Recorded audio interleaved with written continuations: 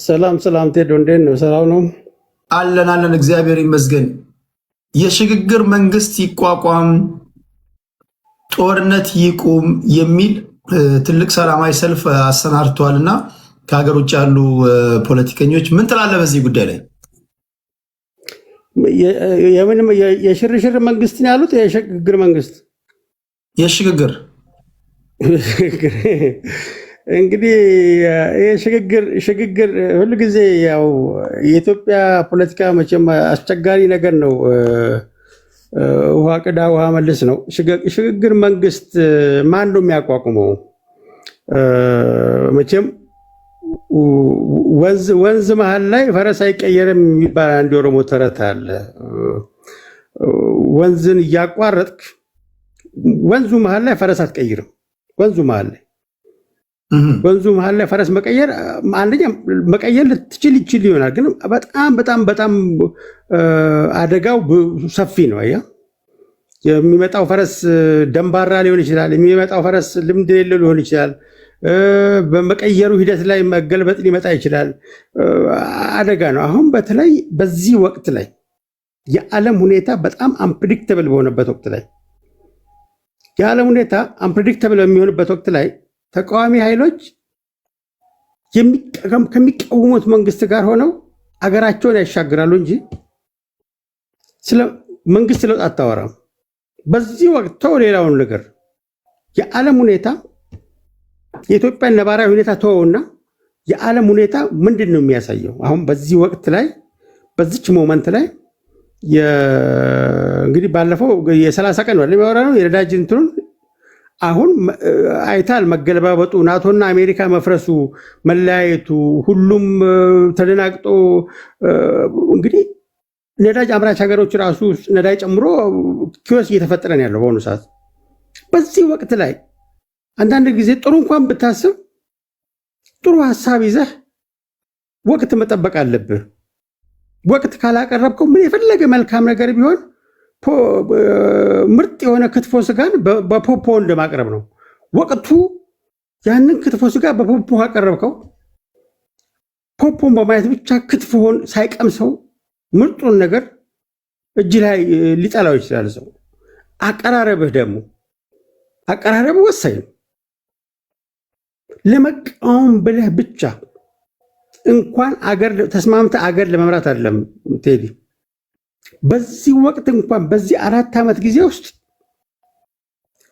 በአገር አጀንዳ ላይ ተወያይተው የሚለያዩበትን በይደር የሚያሳድሩትን አጀንዳና የሚስማሙበትን አጀንዳ እንኳን ለይተው እኚህ ሰዎች ማለት ነው። እኚህ ሰዎች ለምሳሌ በሙሰኛ ባለስልጣናቶች የተማረረ የኢትዮጵያ ሕዝብ አለ አላው ምክንያት ሲፈልግ የነበረ ለምሳሌ የነዳጅ ጉዳይ ነዳጅ ባልጠፋበት ሰዓት ላይ አደባባይ ላይ በማን አለበኝነት በበርሜል ሜትር አስቀምጠው ልክ እንደ ሞዲፊክ ሰርተው እንደ ማዲያ የሚቸበችቡ ነበሩ። እነዚህ ከባለስልጣናቶች ጋር ትስስር አላቸው። የኑሮ ውድነት አለ። ግማሹ እንደፈለገ ይኖራል፣ ይዘንጣል። ከበላ ከጠገበ እንደፈለገ ቢራ ከረጨ ለሱ ጥጋብ ነው የሚመስለው። ከበስተጀርባው ግን የተራበ ሰው እንዳለ ይዘነጋል። እነዚህ ሁሉ ሲደማመር አሁን ዓለም አቀፍ ችግር አለ። እሱ ሲደረብበት ይሄ ህዝብ አብሮ ሊነሳሳላቸው አይችልም ብለህ ታስባለህ? ምክንያቱም ምን ይገጥመኛል ምናምን የሚል ነገር ላይ ነው ያደረሱት አንዳንድ ባለስልጣናቶች ህዝቡን። ከዚህ በኋላ ምንስ ይመጣብኛል የሚል ደረጃ ላይ የደረሰ ህዝብ ከሆነ ያለው ምናልባትም ሰላማዊ ሰልፉን ከጠሩ ወይም ደግሞ እንደዚህ አይነት ትዕይንተ መስኮት ላይ ካዘጋጁ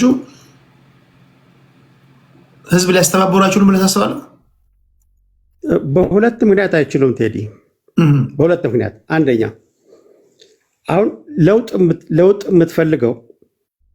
የምትፈልገው ያለው ካለው የተሻለ ለውጥ የሚያመጣልህ ነው አይደል?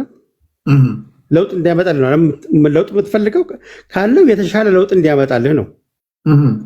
በዚህ ጊዜ እሺ ብልጽግና መንግስትን ጣሉት እንበል፣ ጠሩ ህዝብ የነዳጅ ችግርን ይፈቱታል? የአቅርቦት ችግሩን ይፈቱታል? ወቅቱን ነው የምጠይቀው።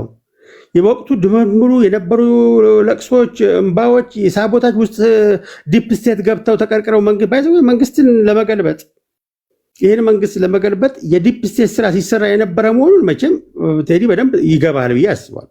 ምንም ጥርጥር የሌለው ቢዮንድ ግን አትሊስት አሁን እኮ አረመኔ ፍጹም የሰብአዊ ነገር የሌላቸው አረመኔ እኮ ባለስልጣናቶችን እኮ እያየን ያለ ነው። ከዚህም ላይ ለኪሱ የሚያስብና ነዳጅ እየቀሸበ የሚሸጥ ባለስልጣን ካለ አትሊስት የዓለም አቀፍ ችግር እንዳለ ሆኖ እኔ ግን ፌርሊ ዲስትሪቢዩት የሚሆንበትን መንገድ አመቻቻለሁ የሚል እሳቤ ቢፈጠርስ ያለውንም ቢሆን በፌር እንድታገኙ ማድረግ ይችላሉ ይባልስ? ያለውን በፌር እንዲደርስ ለማድረግ ያለውን በፌር እንዲደርስ ለማድረግ ስትሻገር ችግሩ ሰላማዊ መሆን አለበት አይደለም? አትሊስት ሽግግሩ እንግዲህ መቼም ሁሉ ጊዜ የምላት ነገር አለች። የማይሞትበት ሀገር ሄዳለሁ ብለህ የማይቀበሩበት ሀገር ለመድረስም አለና ኦኬ ቀየርክ፣ መንግስት ቀየር። ኦነስትሊ ቴዲ ለምሳሌ በአፄ ኃይለሥላሴ ጊዜ የአፄ ኃይለሥላሴ ንጉሥ ከወደቀ መሬት ይገለበጣል፣ የኢትዮጵያ መሬት ይገለበጣል ተብሎ የሚያምን ማህበረሰብ ነበር። ታውቃለህ? አፄ ኃይለሥላሴ ንጉሱ ከተነኩ መሬት ይገለበጣል ብሎ የሚያምን ማህበረሰብ በነበረበት ጊዜ ንጉሱ ሲደውል ኢትዮጵያ ቆይታለች። እንደዛ ቢያስታሰበ ኦኬ። ደርግ መጥቶ ሲወድ ደርግ ከወደቀና ኢህአዴግ ከመጣ ኢትዮጵያ ትበታተናለች ሲባል አልተበተንም። አሁንም እንደዛ የሚመስለን ከሆነ በጣም ተሳስተናል። አየህ፣ በሁለቱ ሪቮሉሽን ጊዜ በሁለቱ ትራንዚሽን በተደረገበት ጊዜ አገር ያልፈረሰችው መንግስት እንዲያውም ለተወሰነ ጊዜ መንግስት ሳይኖረን የቆየ ነው። በርካታ ጅማቶች የማህበረሰቡ አስተዳደር የእርስ በርሱ ፍቅር ሪስፖንሲቢሊቲ ነበረ። አሁን ግን ምን አለ መሰለህ ቴዲ፣ ባለፉት 40 ዓመታት የተፈጠረው ጀነሬሽን በጣም የኦልድ ጀነሬሽኑ ጠቅንዬ ጅማቶች እችን ኢትዮጵያ ያሰረቻቸው ጅማቶች በጣም ቀጥነው እንዲያው የኢትዮጵያ ጅማት ስለሆነ ያልተበጠሰው እንጂ መበጠስ ነበረበት እስካሁን።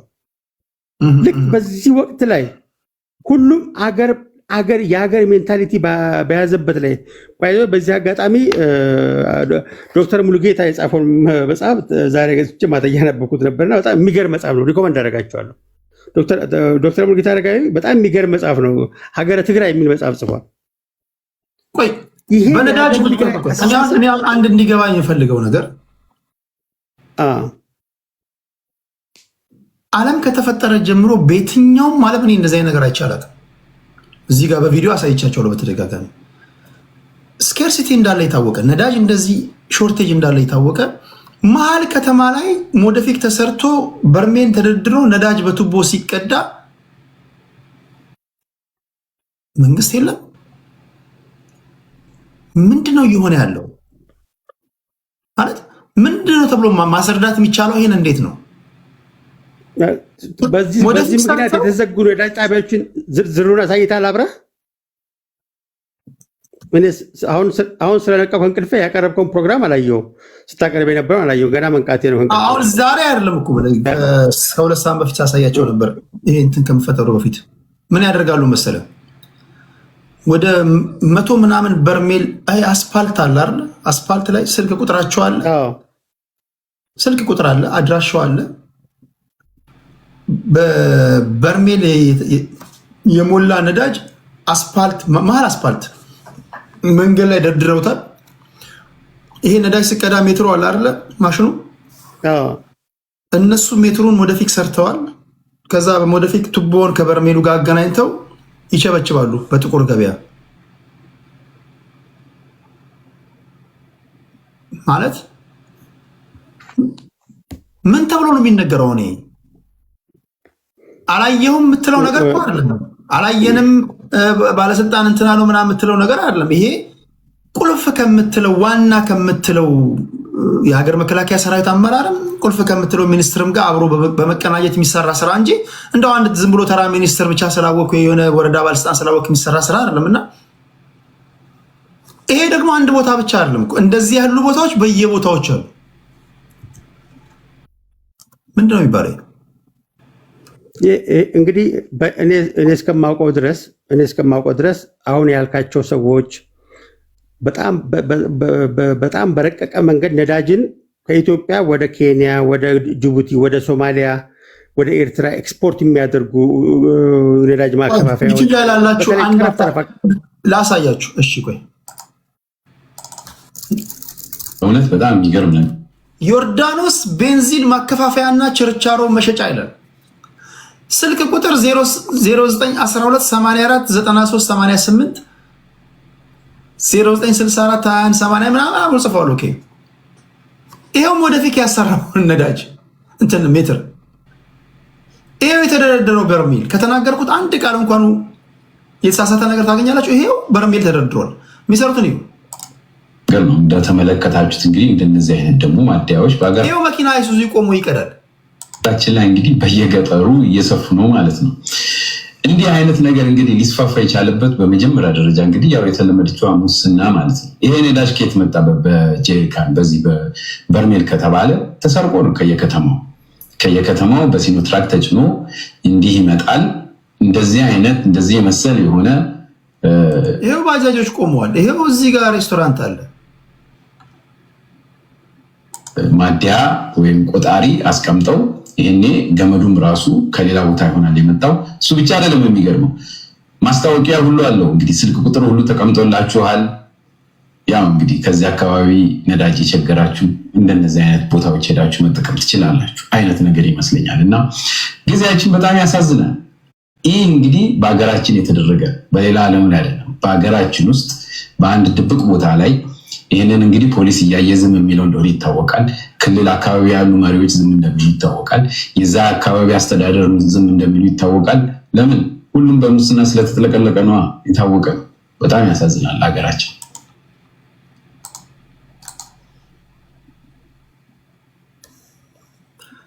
ነዳጅ ማይነግድ እኮ ባለስልጣን የለም።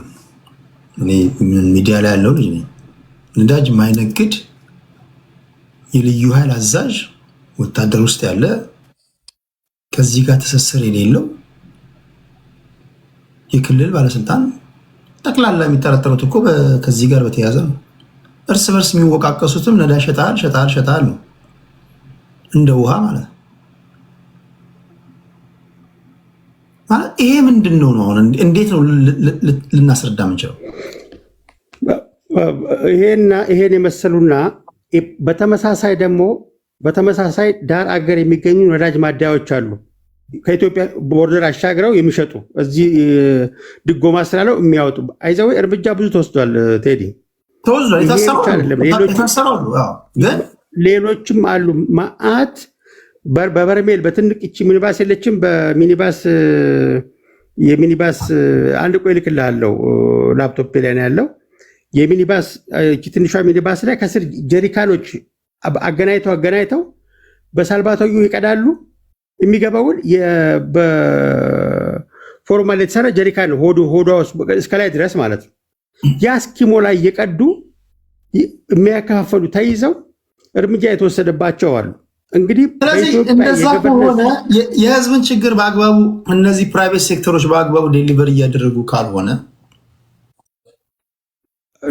ቀምቼ የውጭ አከፋፋይ አስገባለሁ እስከ ማለቱን አልሰማህም? መንግስት አሁን እሱ ነው የምልህ። ለምሳሌ ይሄ አንደኛው ትልቁ ችግር ፕራይቬታይዜሽን ወይም ደግሞ የፍሪ ማርኬት ኢኮኖሚ ተግባራዊ ስታደርግ ኃላፊነት የሚሰማቸው ግሪዲ የሆነ ነጋዴ ወይም ደግሞ ባለሀብት ይፈጥራል። አንደኛው ችግር ግን ኦኬ፣ እንደዛ ከሆነ ወይ በሞኖፖሊ ለሚይዘው አካል ለምን አይሰጥም? በቃ ይሄ ነዳጅ ልክ እንደ ማዕድን እንደ ናቹራል ሪሶርስ ነዳጅን በተመለከተ ለምንድን ነው የማይነጠቁት? ታዲያ እንግዲህ ትልቁ ሪሶርስ የሚበዘበዝበት ኤሪያ እና በቁጥር አንተም እንዳልከው ነዳጅ ነው። የኢትዮጵያ የዲፕ ስቴት መገለጫው መንግስት ሆነው አጌነስ መንግስት የሚሰሩ የህዝብ መሪ ነኝ ብለው አጌነስ ህዝብ የሚሰሩ ህዝብን የሚያሰቃዩ ትልቁ መበዝበዣው ዲፕ ስቴት የተመሰረተው ኢትዮጵያ ላይ መገለጫው አንዱ ይሄ ነዳጅ ሪሶርስ ማከፋፈያ ላይ ነው። ቴዲዬ ለምሳሌ አንድ ምሳሌ ልጨምርልህ። የነዳጅ ማደያ ፈቃድ አለ። ነዳጅ ማደያው አክቹዋሊ የለም። ወደ 100 ምናምን እንዳለ ታውቃለህ? ልጨምርልህ።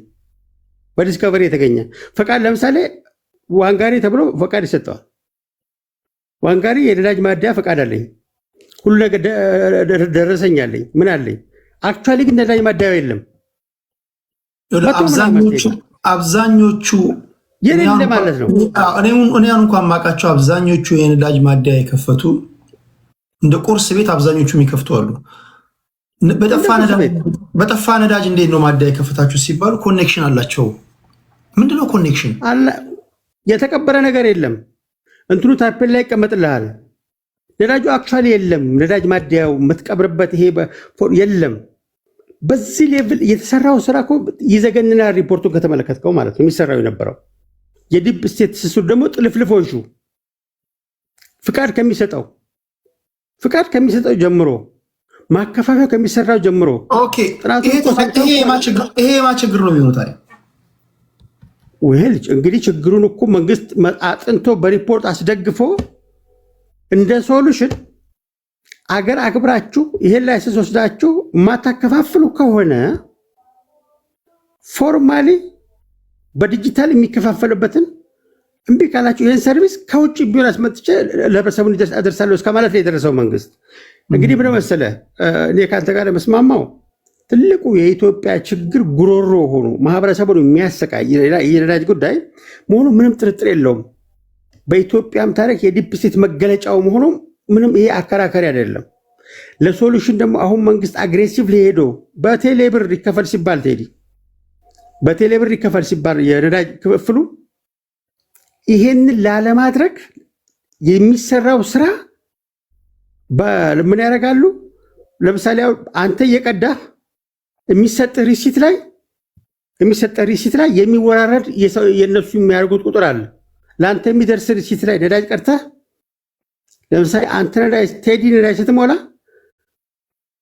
በቴሌብር ስትከፍል ቴዲ 4,000 ቅዳ 5,000 ሪኢምበርስ የሚደረጉ ቁጥሮችን እሱም ሞልተው ለአንተ ሪሲቱ የሚመጣው የዛ ሪኢምበርስ የሚደረገው ነው። ለአንተም ሸጠዋል፣ ከመንግስትም ሪኢምበርስ ያደርጋሉ። ቴዲ የሚገርም እኮ ነው። ለሆዱ ያደረ ኢትዮጵያውያን አንዳንድ ጊዜ ኢትዮጵያውያን እንደው አማኝ ነው፣ ሩህሩህ ነው፣ አይጨካከንም፣ ያለውን ይከፋፈላል እየተባለ አብዛኛውን የድሃውን ማህበረሰብ በዚህ መልኩ የሚቀረጥፉ ኢትዮጵያውያን አሉ። ይሄ አይኬል ሊተሰበበል አይችልም።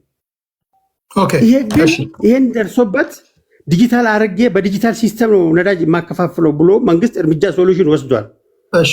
ይሄንንም እንደገና የዲጂታል ሲስተሙን ሳቦታጅ የሚሰሩ ዲፕ ሴቶች አሉ፣ የመንግስት አገነት መንግስት የሚሰሩ ማለት ነው። ይሄንን ለመቀየር ፈርዘር ሄዷል። ወደ 700 ምናምን ሰዎች ታስረዋል። የተዘጉ ድርጅቶች አሉ።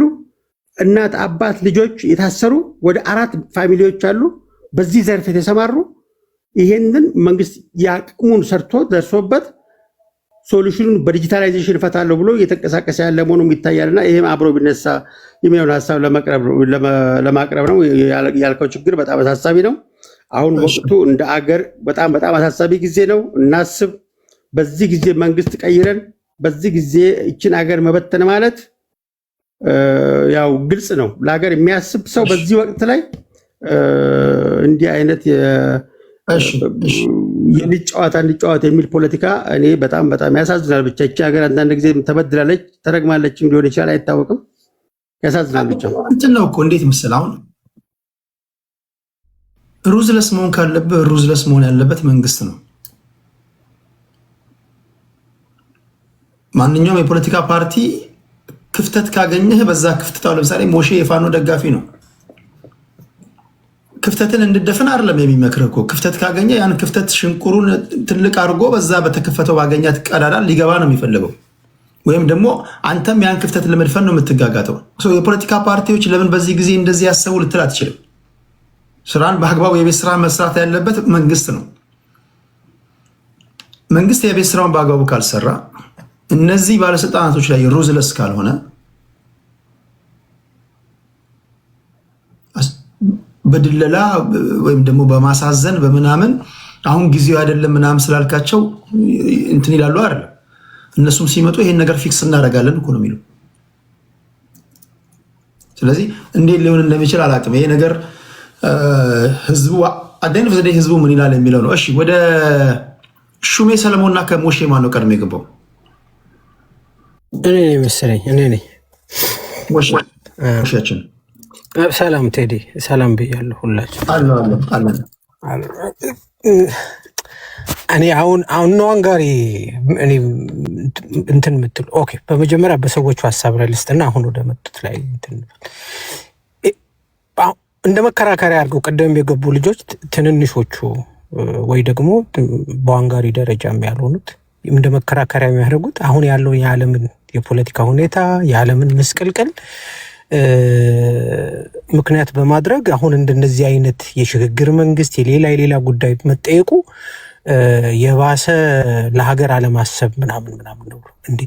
ይሄ ነገር መነሳት ከተጀመረ እኮ የኢራን ጦርነት ሳይጀምር የዛሬ ዓመት አካባቢ አንተ ራሱ ፕሮግራም ይሰራለት የበይነመረብ ምናምን ብለው ሲያስተላልፉ የነበሩት በተናጥልም በግሩፕ ሆኖ አንዳንድ ቅስቀሳዎች ሲያደርጉ የነበሩ ዓመት ምናምን አልፎታል እኮ ይሄ ነገር። የዛ ጊዜ የኢራን ጦርነት አልነበረም። የመካከለኛው ምስራቅ ምስቅልቅል በዚህ ደረጃ አሁን ባለበት ደረጃ አልነበረም። የሀገራችን ምስቅልቅል ግን ነበረ። ይሄን መንግስት ለመከላከል ዓለም አቀፍ ካርታን እንኳን እየሳብክ መጥተህ አይ በዚህ ጊዜ በዛኛው ጊዜ አሁን ይሄ ጦርነት ቆሞ በአንድም ሆነ በሌላ መንገድ የዛሬ ወር 2 ወር ደግሞ ሌላ አይነት ሐሳብ ይዘው እነዚህ ሰዎች ቢመጡ ሌላ አይነት መከራከሪያ ይዘው ይመጣሉ። ስርዓቱን የሚደግፉ ሰዎች ሌላ አይነት መከራከሪያ አይ ምንድነው አሁን እኛ ስርዓቱ ለህዝብ አይጠቅምም። አሁን አንተ ያነሳው አንዷን ሳምፕል ነው። ይሄ የሙስና ጉዳይ ምናምን የምታነሳው አንዷ መንግስቱ ራሱ ይሄ መንግስት ኮራፕትድ የሆነ መንግስት ራሱ ኮራፕሽንን የተላበሰ መግደልን የተላበሰ ሀገርን መከራ ውስጥ ማስገባትን የተላበሰ አደገኛ የሆነ አናርኪ መንግስት ብለን ነው የምናምነው። እነዛ ሰዎችም ይሄን መንግስት እንዲወድቅ የሚፈልጉ ሰዎችም በተመሳሳይ ይሄን ሐሳብ ነው የሚያራምዱት። ኦኬ። ስለዚህ በየትኛው መንገድ ፕራዮሪቲ የሚሰጡት ዜጋ ለሚሏቸው ለራሳቸው ማህበረሰብ ከዚህ መንግስት የሚያላቅቁበትን መንገድ ነው የሚያበጁት። ኢትስ ሲምፕል። አይ ኢራን ላይ ጦርነት ስላለ አብይ የሚባል ጨፍጫፊ መንግስት ትንሽ ጊዜ እንጠብቀው እንደግፈው ነው አለው። አሁን አንዳንዱ ሲያወራ እንደግፈውና ይሄን ጊዜ እናሳልፈው ምናምን አለ እንዴ። እንደውም እንደዚህ አይነት ኦፖርቹኒቲ በዓለም ደረጃ ላይ ፖለቲካው ንዝረቱ ከጨመረ ምናምን ከሆነ እንደውም ኦፖርቹኒቲ ነው ስርዓት ለመጣል የሆነ ነገር ለማድረግ ኦፖርቹኒቲ ራስህን በደንብ የምትሸጥበት ለሌሎች የኃይል አሰላለፎች ራስህን የምታሳይበት እንዲህ አይነት ጠንካራ እንቅስቃሴ አለ ብለህ ለሌሎች እንኳን ለምዕራባውያንም ለሌሎችም ልትወጣ የምትችልበት ነው። እንደ መልካም አጋጣሚ ነው። ተቃዋሚ ናቸው። ፕራዮሪቲ የመጀመሪያ ቅድም የሚጠይቁት ነገር መንግስት ይውደቅ፣ ስርዓት ይዘርጋ ነው። እኔ አካሄዱን ትደግፈዋለህ ምናምን ብትለኝ ለእኔ ብዙ ልዩነት የለውም። ምክንያቱም እኔ የምደግፈው ኃይል ነፍጥ አንስቷል። ከዛ አልፎ ግን ኢንጀነራል በቃ ሃሁን ነው የጀመሩት። ሃን የሽግግር መንግስት መጠየቅ ሃናት በቃ የአንድ ተቃዋሚ ሊጠይቀው በአብይ አይነት መንግስት በብልጽግና አይነት መንግስት ውስጥ ያለው ወይ ደግሞ የሚቃወም መንግስት የመጀመሪያ የሚጠይቀው የሽግግር መንግስት ነው። ቅድም የተነሳው አሁን ዋንጋሪ ሊከላከል የሞከረበት መንገድ ይሄን አሁን ስቴት ስትራክቸር የሆነውን በሙስና የበሰበሰውን በምናምን አናርኪ የሆነውን ስርዓት ለመከላከል በእንደ ዋንጋሪ እይታ መንግስት የኢትዮጵያ መንግስት በሁለት ይከፈላል። በእነ ዋንጋሪ እይታ አንደኛው አዲስ አበባ ያለው እና አዳነች አቤቤና እና አብይ ያሉበት ሲሆን ሌላው ደግሞ ገጠር ከቀበሌ ገበሬ ማህበር ጀምረ ወረዳ ምናምን ክልል ምናምን እያልክ ያለው ደግሞ ሌላ እነ ዋንጋሪ የሚነቅፏቸው ሌቦች አሉ፣ ዘራፊዎች አሉ የሚሉት እዛኛው ነው። ኢትዮጵያን ያድናል የሚሉት አዲስ አበባ ላይ ያለ 2 እና 3 ሰው ተሰብስበው ያለ እነ ዋንጋሪ እየሰሩ ነው የሚሉት እነዚህ ነው የሚሏቸው። እኛ ደግሞ እያለን ያለነው አሳ ግባቱ ካናቱ ነው። አንድ መንግስት ሞር ዲሞክራት ከሆነ ዲሞክራሲ ይሰንፋል። ሞር ሙስናን የሚጠየፍ ከሆነ ሙስና ይጠፋል። ሞር ተራማሽ ከሆነ የሚያበረታታ ከሆነ ያበረታታል። የጦርነት መንግስት ከሆነ እታች ያለውም ቀበሌ ገበሬ ማህበር ያለውም ሌባም ምንም አባሮ የሚገል ይሆናል። በቃ ይሄ ነው የመንግስት ስትራክቸር። ተአምር አይደለም ያለው። ይሄን መቀበል ያስፈልጋል። ትላንትና እነ ጃዋር የዚህ ስርዓት ደጋፊ ነበሩ። በአንድም ሆነ በሌላ መንገድ አብዛኞቹ በተለይ የኦሮሞ ኤሊቶች በውስጡ ያሉት ስርዓቱን ሲደግፉ የነበሩ ናቸው። ይሄም ለውጥ እንዲመጣ በአንድ በኩል እየታገልን ነበር ሲሉ የነበሩ ናቸው። እነዚህ ሰዎች ከሲስተም ሲወጡና መቃወም ሲጀምሩ ትላንት ልክ ነው ካልካቸው ዛሬ ልክ አይደሉም ካልክ አንተ ነህ ልክ ያለው ነው። ትላንት ልክ ከነበሩ ዛሬ ላይ ከወጡ ምናልባት የአካሄድ ልዩነት አለ፣ እነዚህ ነገሮች መጠናት አለባቸው ብሎ እንደ ካድሬም እንኳን በዚህ ደረጃ ለመከራከር የሚያስችል የሞላ ነገር ይዞ መምጣት ነው እንጂ የሚያስፈልገው አይ የሽርሽር መንግስት የምናምን እያሉ መቀለድ። የሽርሽሩ መንግስት 4 ኪሎ ነው ያለው። የሽርሽር መንግስት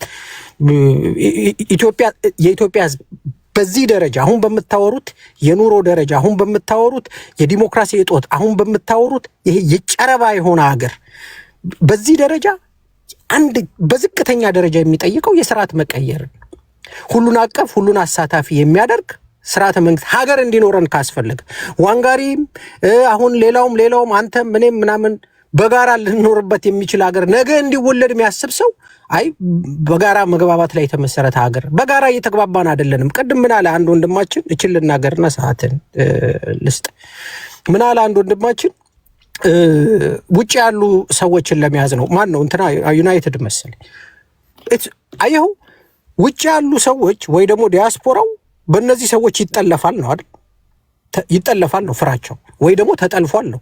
እንግዲህ ውጭ የሚኖረው በትንሹ በርካታ ሚሊዮን የሚሆን ህዝብ የሚጠለፍ ከሆነ የሰራው ፖለቲካ ልክ አይደለም የሚሆን ምን ያስፈራል? አገር ቤትም ያለው አሁን ይሄ የበይነ መረብ እንቅስቃሴ ነው።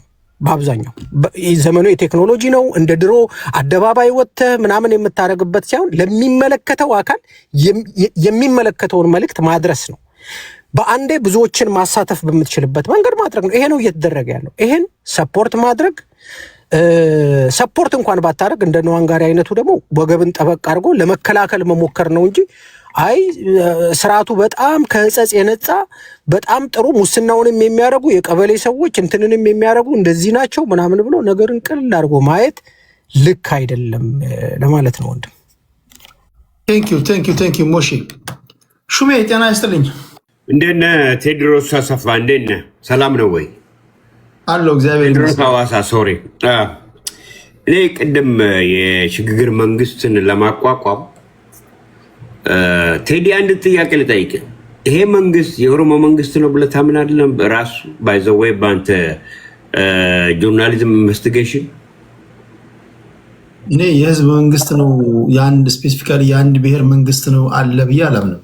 ሰዎቹ then how it could be we call transitional government or ቲኮል ማለት እኮ ይሄ መንግስት በማን ይተካል ብለን ማየት አለብን እኮ።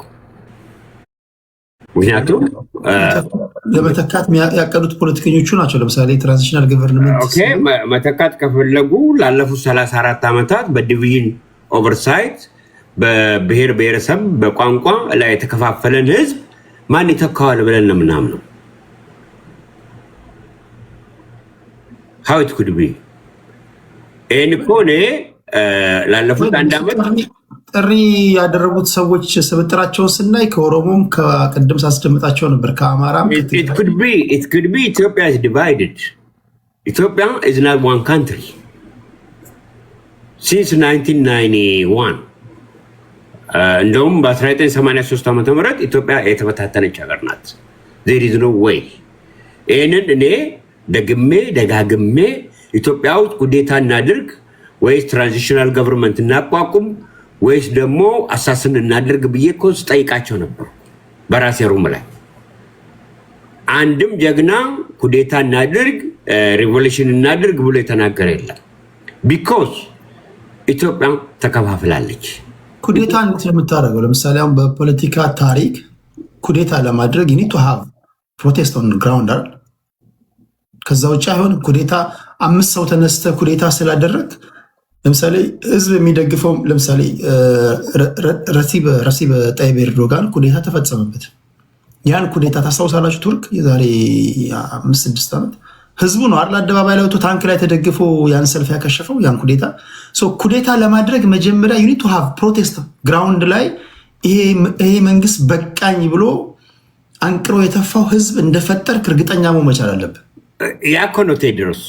ያ ትልቁ ችግር የኢትዮጵያ ህዝብ is not half united የኢትዮጵያ ህዝብ ዩናይትድ አይደለም አልኩ እኮ።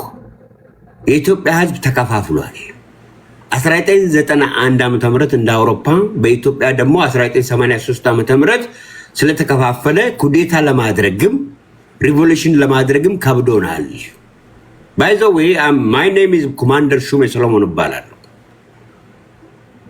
የጸረ ሽብር ቡድን በኢትዮጵያ ውስጥ ይህንን ማድረግ የሚቻልበትን ደረጃ ላይ አጥንቻለሁ። ነገር ግን ኢትዮጵያ ውስጥ ኩዴታ እናድርግ፣ አሳስን እናድርግ፣ ረጅም ቼንጅ እናድርግ ብዬ በጠየቃቸው ኢትዮጵያውያኖች ከአንዱም ወደ አንድ ቦታ ላይ ሊገኙ አልቻሉም። ዋይ? ዲቪዥን አይሆንም። ዲቪዥን ሪያሊስት ነኝ። አቁ ነው የምነግርህ። ስለ ፓወር ፖለቲክስ ነው እኔ ሳነብም ሳደምጥም የምውለው። አሁን የባላንጣ ቡድኖችን እንቅስቃሴዎቻቸውን አይተ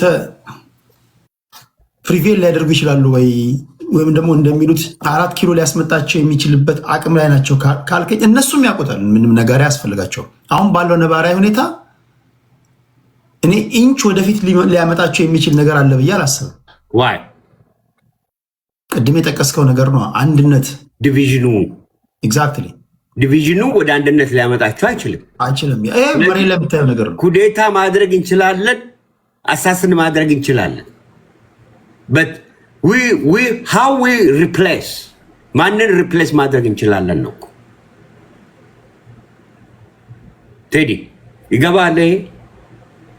ኢትዮጵያ ዲቪዥኑ እስካለ ጊዜ ድረስ የኢትዮጵያ አንድነት ተበትኗል። ሲስ በ1983 እንደ ኢትዮጵያ አቆጣጠር ኢትዮጵያኖች ተበትነዋል። ዘንድ ኩዴታ ብናደርግ፣ አሳስን ብናደርግ፣ ሪቮሉሽን ብናደርግ who's going to take over? We don't have nothing. Teddy, do you have any idea? እኔ አይዲያ ሊኖረኝ ይችላል፣ ግን አይዲያ ታጋይ ስላልሆንኩኝ ይሄን ልናገር አልችልም። እንደዚህ አርጎ በሲቲዝን በዜግነት ምንድነው አይዲያ የምታቀርበው አንተ?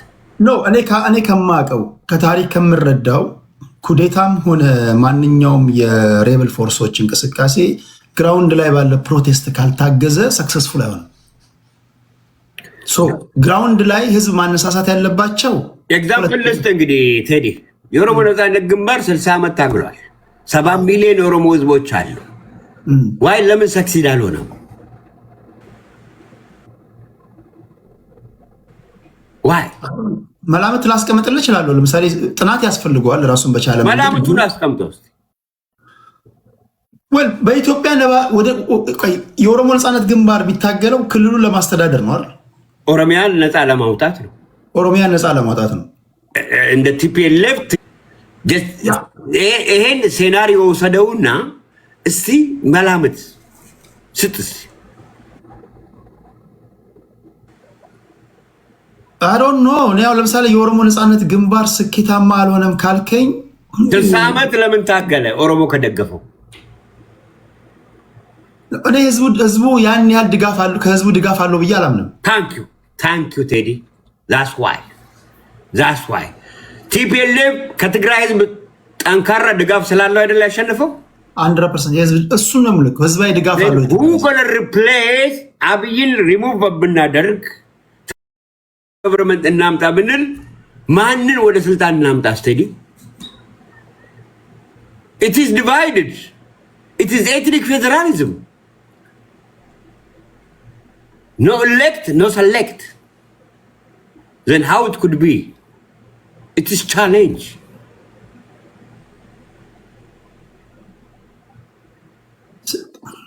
ስለዚህ ምንድነው የሚሆነው ብለን የምታስበው አንተ? የኔ አንደኛው እንደኔ ስሜቴን ነው የምነግርህ ቴዲ፣ ስሜቴን ነው የምነግርህ። በዚሁ በኤትኒክ ፌዴራሊዝም ውስጥ ተጠቅመን የሌላ ብሔር ተወላጆች ከሌላው ክልል ውስጥ እንዲወጡ ክልሎችን ወደ ሪቮሉሽን መቀየር መቻል አለብን።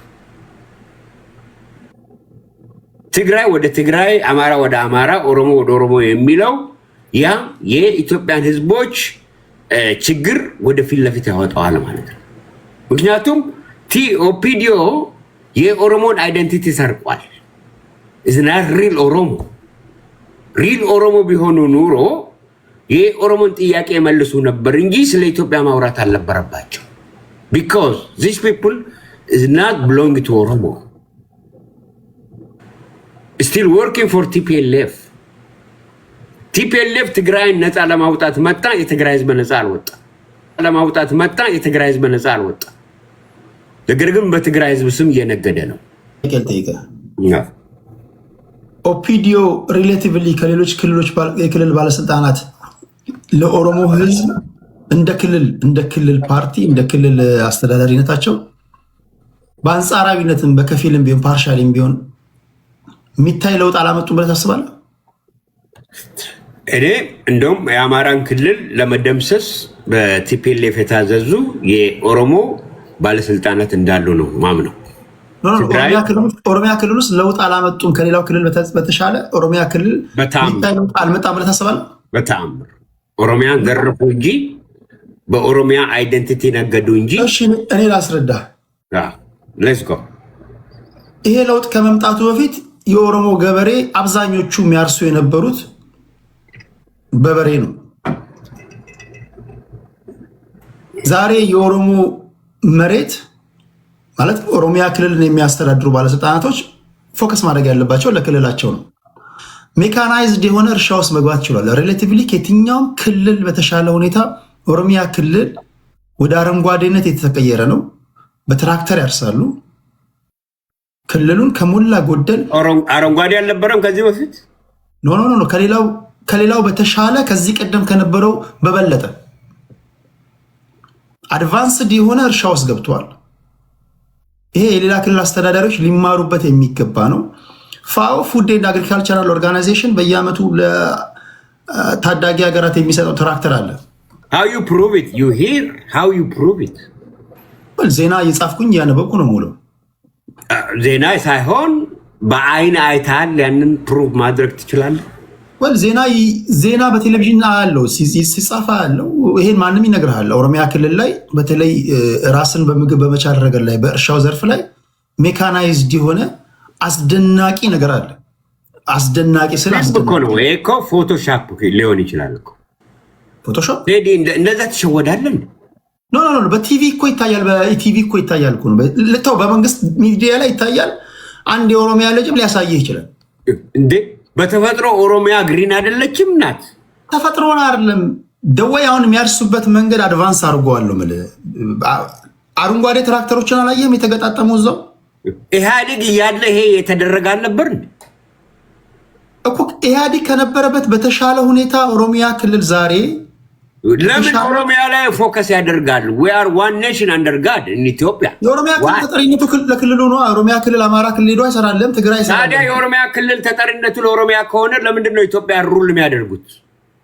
እንግዲህ አሁን እኔ ኢትዮጵያን ስፔሲፊካሊ እነሱ ብቻ ሩል ያደርጋሉ። እሱ ልትከራከርበት የሚገባ ነው። እዛ ላይ አማራም አለ ትግራይም አለ። የኦሮሞ መንግስት ነው እየተባለ ነው። do you believe? እኔ አልስማም። በተለምዶ እኛ ሀገር ላይ ኃይለማርያም እኮ ስልጣን ላይ በነበረበት ሰዓት እኮ የወላይታ መንግስት ብሏል እኮ። ገና ለገና ሊቀመንበር የተለመደ ነው። የብሔር ፖለቲካ እያራመድክ ሊቀመንበር ከዳሰነችና አንጋቶን ብታመጣ የዳሰነችና አንጋቶን መንግስት ይላል ህዝቡ። ሊቀመንበሩን ብቻ በማየት የኦሮሞ መንግስት ነው ስትለኝ ምንድን ነው? ለምሳሌ አንድ ኦሮሞ ሆኖ የተቸገረ የለም ኢትዮጵያ ውስጥ? ግራ ይገባው የለም? 100 ሚሊዮን ዘንድ ታዲያ የእሱ መንግስት ከሆነ ለምን አልደለውም? ለምን ተቸገረ ታዲያ? አንተ እንደምትለው ከሆነ አልኩ እኮ ያ ነው የኔ ጥያቄ እኮ። አንድ አማራ ሆኖ የተቸገረ የለም? ኦሮሞ ከደገፈው የኦሮሞ መንግስት ከሆነ ኦኤልኤፍ ለምን ይዋጋዋል? ኦሮሞ ሊበሬሽን ፍሮንት እኮ እሱ የተዋጋ ነው፣ የታጣቂ ኃይል ነው። ግን የኔ ጥያቄ አሁን ይሄ የኦሮሞ መንግስት ነው ስትል ኦሮሞ ህዝብ ነው። do you believe this is the ኦሮሞ government ብለህ ታምናለህ ነው የኔ ጥያቄ እኮ ቴድሮስ። እኔ እኮ በዛ አላምንም እኮ የምልህ። እኛ ጋር በተለምዶ ለምሳሌ ከትግራይ የተወጣጡ ከአድዋ የተወጣጡ 5 ሰዎች የቲፒኤልኤፍን ስለመሩ ያ መንግስት የትግራይ ነው ብዬ አላምንም። የትግራይ ህዝብ መንግስት ነው ብዬ አላምንም። ቲፒኤልኤፍ ስልጣን ላይ በነበረ ሰዓት መቀሌ ውሃ የላትም። አሁን አንድን ትግራይ ሄደ መለስ ዜናዊ እና እነ ስዩም ትግረኛ ስለተናገሩ ያንተ ትግረኛ በመናገራቸው የተጠቀሙ አሉ። ግን ሁሉም እናደይና እናቦ የተጠቀመዋል ካልከኝ ልዋጭ የሚለው ልዋጭ እያለ ነው፣ የሚለምነው እየለመነ ነው። ምን ማለት ነው? የተወሰነ የትግራይ ህዝብ ትግሬ እንደገዛ ተደርጎ ቪክቲም ሆኖ ጂኖሳይድ ተፈጸመበት። የትግራይ ህዝብ ስልጣን ላይ እንደወጣ ተደርጎ የሚነገረው ንግግር ራሱ ከአእምሮ መቀንጨር የመጣ ሀሳብ ነው ብዬ ነው የማስበው። ለምን አላደረጉ? የትግራይ ህዝብ 58 ጀነራል ማለት ምን ማለት ነው? 98 ጀነራልም ቢሆን የትግራይ ህዝብ ስልጣን ላይ ወጣ ማለት አይደለም። የትግራይ ህዝብ 5.5 ሚሊዮን ነው ካልክ አንተ እንደምትለው 5.5 ሚሊዮኑ ፋንሲ የሆነ ላይፍ ውስጥ መኖር አለባቸው ማለት። መቀሌ ውሃ የላትም ካልኩ በስመ ትግራይ ወይም ደግሞ በትግራይ ስም ስልጣን ላይ ወጥቶ ትግራይ ታግሎ ወደ ስልጣን ያወጣቸው ወይ ተወካዮቹ በስሙ ነግደውበታል ነው የሚባለው እንጂ ህዝብማ እንደዚህ ተጠቃሚ ሊሆን አይችልም። ለምሳሌ ኦኬ አንተ እንደምትለው እኮ ቴዲ ዛሬም በኦሮሞ ስም ስልጣን ላይ የተቀመጡት በኦሮሞ ስም እየነገዱ ነው እያል እንምና እንተማመን። በዛ ላይ ከነገዱ ነግደዋል ማለት ይችላል። ነግደዋል አልነገዱም። አንተ በትግራይ ስም ተነገደ ካልክ ኦሮሞ በኦሮሞ ስም እየነገደ ነው፣ አይደንቲቲ ሰርቋል እያልክ ነው። እኔ የምለው ያን ንግድም ካለ ነው የምልህ። ንግድም ካለ ህዝቡ አይነግድም፣ ግለሰቦች ናቸው የሚነግዱት። ልማትም ካለ ግለሰቦቹ ናቸው ወይም ደግሞ ፓርቲዎች ናቸው ኃላፊነቱ የሚወስዱት። ህዝብ እንደ ህዝብ ወንጀለኛ ሊሆን አይችልም። ህዝብ እንደ ህዝብ ብቻውን ስፔሲፊካሊ ለምሳሌ አሁን የነዳጅ የኑሮ ውድነት አለ። በዚህ የኑሮ ውድነት የመጣው የነዳጅ እጥረትና የኑሮ ውድነት ኦሮሞን ዘሎ ሌላውን ብሔር የሚያጠቃ ነው። የነዳጅ ውድነት ሳይሆን ለምናል፣ አሁንም ይለምናል። ስለዚህ ሀገሩን ስለማያቅ ምንነቱን ስለማያቅ መብቱን አሳልፎ ሰጥቷል። አሁን ህዝቡን ትተን ብልጽግና ውስጥ ከብሔር ብሔረሰቦች የተውጣጡ ወደ ሽግግር መንግስት ስንመጣ who gonna replace ማንን ነው ወደ ስልጣን የምናመጣው? እንግዲህ እሱ የፖለቲከኞቹ ስራ ነው። እኔ እንደ አንድ አወያይ ምነግርህ ስቃወምም ስከላከልም የኖርኩት ህዝብ እንደ ህዝብ ሰፍታችሁ አታቀርቡ ነው ጉዳያችሁ። ለምሳሌ ከቲፒኤልኤፍ ጋር ከሆነ ህዝባዊ ወያኔ ሓርነት ትግራይ፣ ጉዳያችሁ ከብልጽግና ጋር ከሆነ ብልጽግና ብላችሁ ታወራላችሁ። ጉዳያችሁ ከኦነግ ጋር ከሆነ ኦሮሞ ነፃነት ግንባር የኦሮሞን ህዝብ ትለቃላችሁ። ጉዳያችሁ ከፋኖ ጋር ከሆነ ፋኖ የአማራን ህዝብ ትለቃላችሁ። በዛ ወይ ነው የምናወራው። አሁን ከዚህ በመለስ እኚህ ሰዎች የሽግግር መንግስት እንዴት ሊያቋቁሙ ይችላሉ? እኔ አላውቅም፣ እነሱ ናቸው የሚያውቁት። አልኩ እኮ ዲቪዥን ስላለ የሽግግር መንግስት ለማቋቋም የሆነ ሪፕሌስ የምታደርገው የምታስቀምጠው ሰው ሊኖር ይችላል። እኛ ኢትዮጵያኖች ተከፋፍለናል። ማንን ነው ወደ ስልጣን የምናመጣው የሚለው ነው እኮ የኔ ትልቁ ጥያቄ እኮ። ቴዲ አንድ ሀሳብ አለ እዚህ ጋር እንደዛ ከሆነ ስለዚህ እንደዛ ከግራ ከገባችሁ መቃወም ማቆም ነው ታዲያ። አሁን እንዴት ሀሳብ እኮ ነው አይደለም ሹሜ? ልክ ነህ ሙሸዳ። እኔ የሽግግር መንግስት የሽግግር መንግስት እንዳቋቁም አሳስኔት እናደርግ ኩዴታ እናደርግ ብዬ እኮ ጠይቄያለሁ።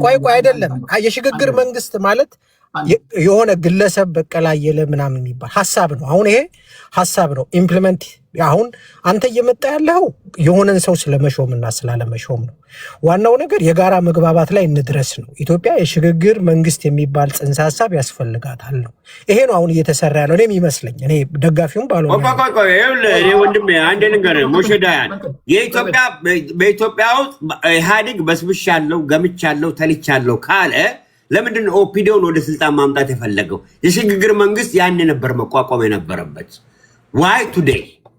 ቆይ አሁን ይብል ባጭሩ ነገሩን ለማስተካከል ከሀገር ውጭ ያሉ እነዚህ ፖለቲከኞች እነ ልደቱን በላቸው፣ እነ ጃዋር፣ እነ ፕሮፌሰር እስቄል ጋቢሳ፣ ሌሎችም በሲዳምኛም በወላይትኛም በትግረኛም ቅድም መግለጫ ሲሰጡ የነበሩ ሰዎች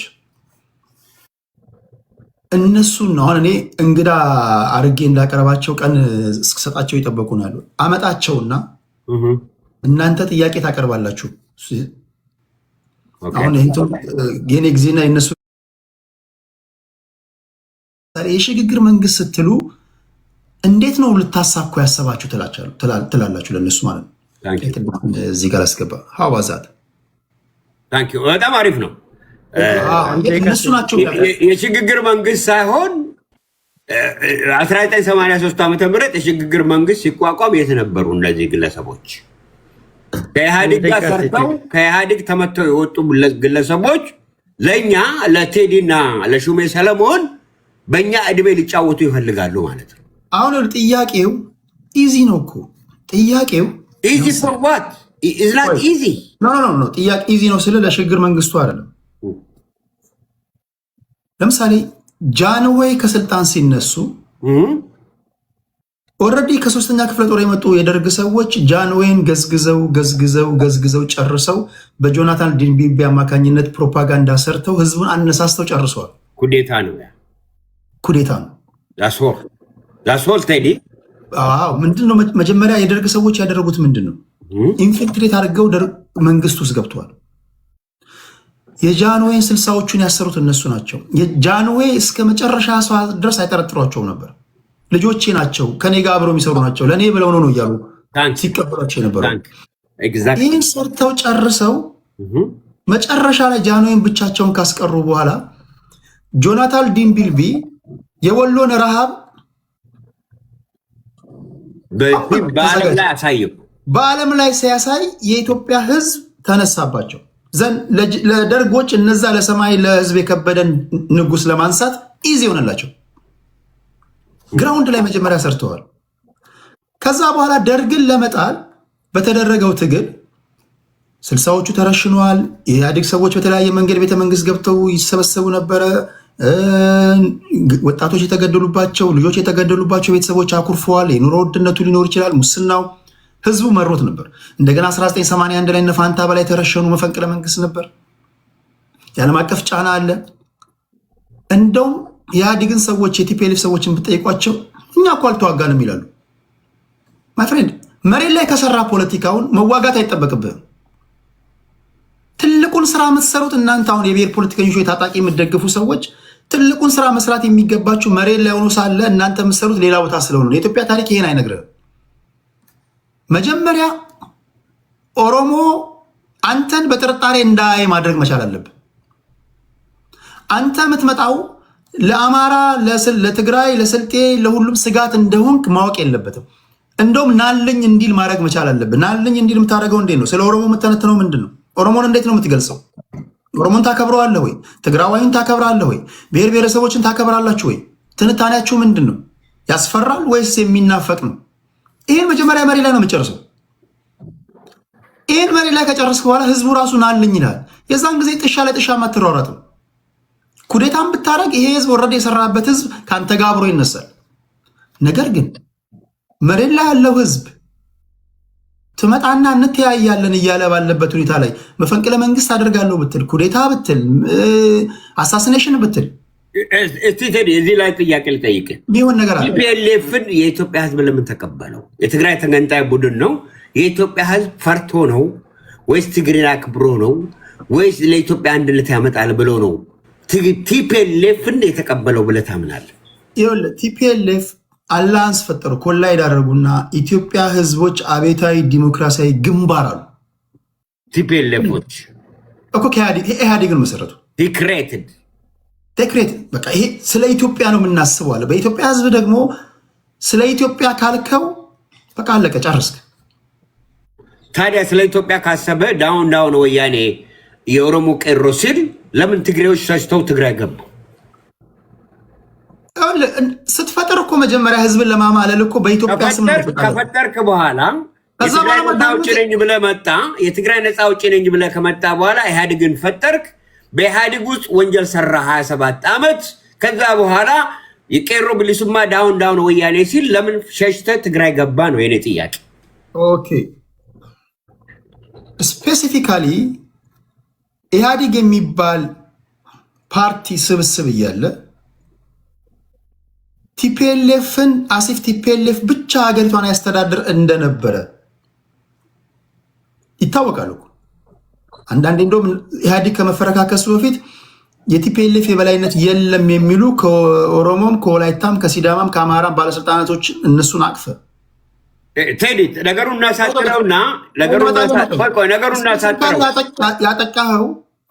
እናሳጥረውና ትግራይ ነፃ አውጪ ግንባር ቲፒኤልኤፍ ትግራይ ነፃ ካወጣ በኋላ why you care about Ethiopia, why you care about Oromo, why you care about Amara? just ትግራይ ነፃ አውጥቶ መሄድ አይችልም ነበር? ለምንድን ነው ኢንዳፕ ያደረገው ፌደራል ውስጥ? እሱን እንግዲህ እነሱን ነው መጠየቅ። እኔ ግን ቲፒኤልኤፎች ወደ መቀሌ የገቡበት አንተ ምን ገባ? በዛ ላይ ምን ተረዳ? ሰው አልነበረም? ኢትዮጵያ ውስጥ የፖለቲካ እኔ እንደዚህ አይነት እንትን ባክ ኤንድ ፎርዝ እንዳይሆንብን ለምን መሰለህ እኔ ትንታኔ ውስጥ ከገባሁኝ ሚዛኔ ትንታኔ ውስጥ ወይም ጥያቄ እኔን ስትጠይቁኝ ሞር ኤክስፕላኔሽን ውስጥ ገብቼ ሚዛኔ ልሰጥ እችላለሁ። እናንተ የተሰማችሁ ከዛ ይልቅ ወደ ሚድል ኢስት ስንመጣ ሞር እንደዚህ ባክ ኤንድ ፎርዝ እናደርጋለን። እኔ የሚገባኝን ጀነራላይዝ አድርጌ ልናገር። የኦሮሞ የሚባል የትግራይ የሚባል እንትን የሚባል ምናምን እንደዚህ ሊሆንም አይችልም የለም። ነገር ግን እኔ አንድ ፖለቲከኛ ነኝ። ህዝብን ለማስተባበር ለምሳሌ የማንኪያ ብሔር ነኝ እኔ ብሔሬ ማንኪያ ነው። በለስ ቀንቶኝ ስልጣን ላይ በወጣ የማንኪያ ብሔር ስልጣን ላይ እንደወጣ አድርጌ ነው የምነግራቸው ለብሔሬ ተወላጆች በሙሉ። ለምንድን ነው የእኔ መነካት የነሱ መነካት እንደሆነ እንዲያስቡ ነው።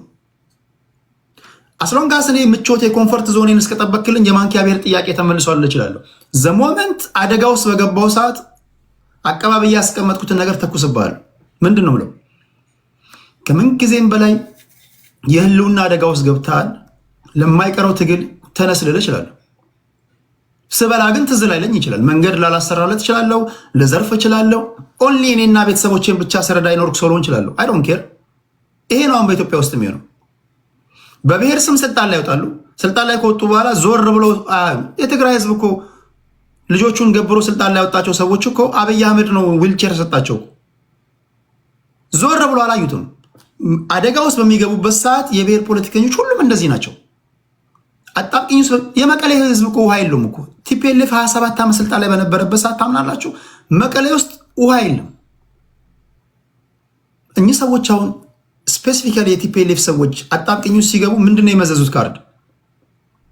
የምን ጊዜም የህልውና አደጋ አለብህ፣ ልጠፋ ነው፣ ልትወድም ነው፣ ልታልቅ ነው፣ ወራሪ መጥቶብሃል ምናምን ብለው ህዝብን ለማነሳሳት ሞከሩ። የብሔር ፖለቲካ አስቸጋሪነቱ ይሄ ነው። ኢንድ ሪዘልቱ እንደውም የብሔር ፖለቲካ የግለሰቦችን ፍላጎት በማሳካት ነው የሚገባደደው የሚባለው ለዚህ ነው። እኚህ ሰዎች ቴዲ እዚህ ጋር ኦሮሚያ የምትባለውን ክልል የፈጠረ ወያኔ ነው። ኦሮሚያ የምትባል ሀገር የለችም ከዛም በፊት። አማራ የሚባለውን ክልል የፈጠረው ትግሬ ነው፣ ቲፒኤልኤፍ ነው። በዚህ እኛ ምን እናዝናለን? ዛሬ የትግራይ ህዝቦች የትግራይ ተወላጆች ተጋሩ የእኔ ወንድሞች ስጋዎቼ እንደ ትግራይ ሳይሆን እንደ ጠላት እየተቆጠሩ ነው። who created TPLF? why TPLF የትግራይ ነፃ አውጪ ግንባር ሆኖ አዲስ አበባ ከመጣ በኋላ በራሱ አቮካዶ ወይም ደግሞ ተላላኪ ቀጥሮ ይሄን ካደረገ በኋላ ዳውን ወያኔ ሲል ዳውን ወያኔ ማለት ኢህአዴግ ሁሉ እንዲወድቅ ነው። ዳውን ወያኔ ማለት ኢህአዴግ ሁሉ እንዲወድቅ ነው። ጀስ ናት ትግሬ ኢህአዴግ ሁሉ እንዲወድቅ ነው ኦሮሞ ያደረገው። ኦሮሞ ከሚሊዮን በላይ እስር ቤት ነበር። እስር ቤቱ በቋንቋ ይናገር ነበር። ዛሬ የትግራይ ልጆች ይህንን ያደረገውን ቲፒኤልኤፍ ደግፈው እንደገና የጦር መሳሪያ ይዞ ለሁለት በድራማ በሚከፈሉበት ወቅትና በሚዋጉበት ወቅት ኦፒዲዮ የትግሬ ተላላኪ ነው፣ የቲፒኤልኤፍ ተላላኪ ነው። የሚተነተነው ትንታኔ ቲፒኤልኤፍን ብቻ እኔ እንኳን በዚች በትንሿ መስኮት በግድ ያለማመድኳቸው ትንታኔዎች አሉ። ላለፉት 4 ዓመታት እኮ መከራ ነው እኮ ያየሁት እኮ። አሁን እንደዚህ ቁጭ ብሎ ቦታ ይዘው ምናምን ሲወያዩ ቀላል እንዳይመስል ሲመጡ አሁንም እቸገራለሁ። ህዝብን እንደ ህዝብ ሰፍተው የሚተነትኑ ፖለቲከኞች አሉ። ኦሮሞን እንዲያረጋለሁ፣ ትግራይን እንዲያረጋለሁ እያልክ ስተነትን እና ምን ያደርግልህ ህዝቡ? ትንታኔው ራሱ ትክክል ነው። ምን ተነትን የነበረው ትንታኔ ትግራይን እንጨብጣታለን፣ የእቃ ወደ ቀበሌ ትግራይ ወደ መቀሌ ሲባል በአደባባይ ላይ ሲነገር አልነበረም? እንዲህ ያለ ትንታኔ አልሰማችሁም? ሴም ቶክን እኮ ከየት መጡ እነዚህ ግን እንትኖች? ኢህአዴግ ከፈረሰ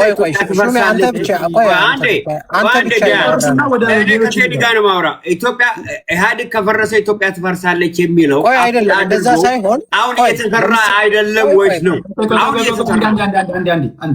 ሹሜ ቶሎ ጨርስና ወደ ሌሎች ሊድና ወደ መካከለኛ ምስራቅ እንሂድ። እሺ ሹሜ ያጠቃለው። እሺ አሁን የሽግግር መንግስት እናምጣ ብንል ማንን ነው የምናመጣው? ኢህአዴግ አልተቀየረም። ኢህአዴግ ሽፍት አደረገ፣ ሻፍል አደረገ። እሱን እነ ልደቱን መጠየቅ እንጠይቃለን እኮ ኢህአዴግ አዘጋጅተው ሊሆን ይችላል አናውቅም። እኔ ልደቱ እኮ ጌታቸው አሰፋ ሽጉጥ ሰጠኝ ከዛ በኋላ ደግሞ ስናይፐር ሰጠኝ ካለ በኋላ አላምነው። ሂዝ ስፓይ። እኔ የሽግግር መንግስት ኢትዮጵያ ውስጥ የሚቋቋም ከሆነ የኢትዮጵያ ህዝብ ተከፋፍሏል። በዚህ ክፍፍል ውስጥ የትኛው ብሔር ነው ወደ ስልጣን የሚመጣው የሽግግር መንግስት ካቋቋምን? ምክንያቱም ኦሮሞ በኦሮሞነቱ 34 ዓመት ሙሉ አድጓል። ትግሬ እንደ ትግሬ አድጓል። አማራ እንደ አማራ አድጓል። how it could be becoming united የሚለው ቴዲ ታንክ ዩ ቴድሮስ ከልብ አመሰግናለሁ። ስለተነሳ አንድ ደቂቃ ስጠኝ።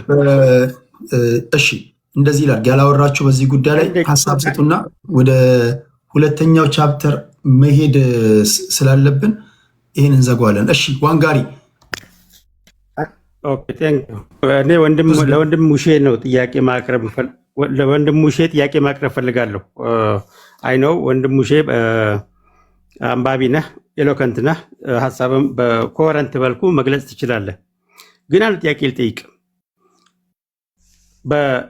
እንደ ኢትዮጵያ ኢትኒካሊ በተከፋፈለ አገር ውስጥ በተለይ ባለፉት 10-15 ዓመታት በበይነ መረብ ወይም ደግሞ በሶሻል ሚዲያ የተመሩ የሽግግር ትራንዚሽን ሙቭመንቶች ውጤታቸው ምንድን ነው የሆነው? ለዚህ ለውሳኔን ደግመ እንድታስብ የምፈልገው የቪንሰንት ቤቨኒስ መጽሐፍ አለ። ብራዚላዊ ጆርናሊስት የጻፈው ከ2010 እስከ 2020 ልክ እንደ አሁን የኢትዮጵያኖቹ በሶሻል ሚዲያ እንደጠሩት ሙቭመንት የተመራ የሶሻል ሚዲያ ትራንዚሽን ውጤቱ አሳዛኝ መሆኑን ኢፊ በርን ዘ ማስ ፕሮቴስት ዲኬድ ኤንድ ዘ ሚሲንግ ሪቮሉሽን የሚለው መጽሐፍ እንድታነበው ጋብዛለሁ። በ12 አገራቶች በተለይ ዳይቨርሲፋይድ የሆነ ሶሳይቲ ባለበት ውስጥ በበይነ መረብ የሚመራ ሪቮሉሽን ውጤቱ እርስ በርስ መጋጨትና ሪቮሉሽኑ ሚስት ነው የሆነው። ኢንክሉዲንግ ብራዚል ውስጥ የሆነውን ራሱ ብራዚላዊ ነው። ከብራዚል ተነስቶ በአፍሪካ አድርጎ በአረብ ሀገራቶች የሆነውን በሶሻል ሚዲያ የተመራ ሪቮሉሽን ውጤቱን ኮንሲኮንሱን በማስረጃ አስደግፎ የተነተነበት ነው። ሁለተኛ ፕሮፌሰር ባርባራ ዋልተር ሃው ሲቪል ዋር ስታርትስ ኤንድ ሃው ቱ ስቶፕ ዘም በሚለው መጽሐፏ ላይ በተመሳሳይ መልኩ እንደዚህ አንኮንትሮልድ የሆነ ውጤቱ ዳይቨርሲፋይድ የሆነ ሶሳይቲ ባለበት ውስጥ የሚደረግ ትራንዚሽን ውጤቱ ሲቪል ዋር ነው ብላ የአራት አገራቶችን ፋንዳሜንታል ነባራዊ ሁኔታ ጠቅሳ ትከራከራለች። ይህንን ትመለከተዋለህ ጋይስ? እኔ ከጀነራል ትሩዝ እያፈነገጥን ይመስለኛል። ጀነራል ትሩዝ ኢን ሴንስ በቃ አጠቃላይ እውነታ ማለት ነው። ለምሳሌ ፀሐይ ሰን ራይዝስ ኢን ዘ ኢስት ኤንድ ሴትስ ኢን ዘ ዌስት። ፀሐይ በምስራቅ ወጥታ በምዕራብ ትጠልቃለች። ሙቀት ሲበዛበት በረዶ ይቀልጣል። ከውሃ ከወጣ አሳ ይሞታል። ይሄ ጀነራል ትሩዝ ነው። እንግዲህ የዓለም ሳይንቲስቶችም የፖለቲካ ሳይንቲስቶችም ኤክስፐሪመንቶችም ሁሉም ኤክስፐርቶች የሚናገሩት እስኪ እናንተስ ካለፈው የኢትዮጵያ ታሪክ እንነሳ። ለምሳሌ ግራውንድ ላይ ፕሮቴስት ሳይኖር እንዴት ነው መንግስት ሊቀየር የሚችለው? ያው መሬት ላይ ያለው ህዝብ እንኳን የሆነ ግሪን ላይት እንኳን እየሰጠህ እንኳን አይደለም እኮ ጭራሽ ሙድ እያዘብህ ከሆነ ያስታውቃል እኮ። መለኪያ መሆን ያለብህ መሬት ላይ ያለው ህዝብ ነው። መሬት ላይ ያለው ህዝብ ምንድን ነው ፊድባክ ወይም ደግሞ ሪስፖንሱ ምንድን ነው? የምታዩት ነገር ምንድን ነው? አመፅ እያስነሳ ነው። አመፅ እያስነሳ ከሆነ ኦሮሚያም፣ አማራም፣ ትግራይም፣ ወላይታም በየቦታው አመፅ አዲስ አበባ የተነሳ ከሆነ ኢዚ ነው፣ ቬሪ ኢዚ።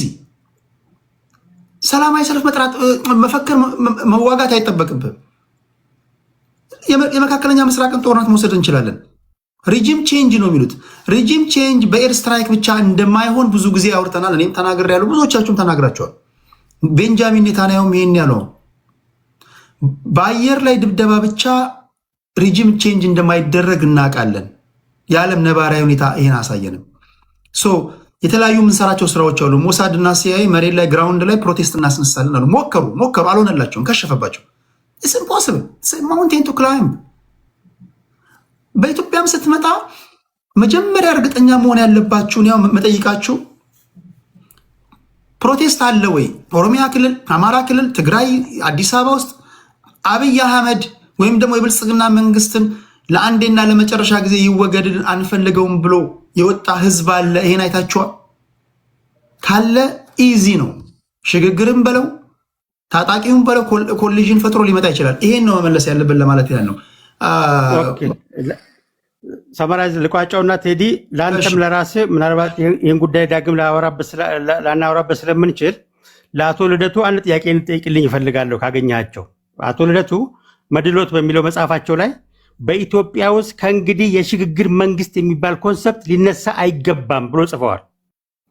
ወደ 7 ነጥቦችን ጠቅሰው የሽግግር መንግስት ኢትዮጵያ ውስጥ ከእንግዲህ ተቃዋሚ ኃይሎች ተደራጅተን ይሄን የተበታተነ ድሪቶ የሆነ ተቃዋሚ ኃይሎች ሰብስበን 2 ጂያን ተቃዋሚ ኃይል እስካላደረግነው ድረስ ኢትዮጵያ ውስጥ ስለ ሽግግር መንግስት ማሰብ ነውር ነው ብለው ጽፈዋል። አሁን ምን አገኙ? ያ ችግር ተፈታ? እነዛ ድሪቶ ያሏቸው ተቃዋሚ ኃይሎች ተደራጁ?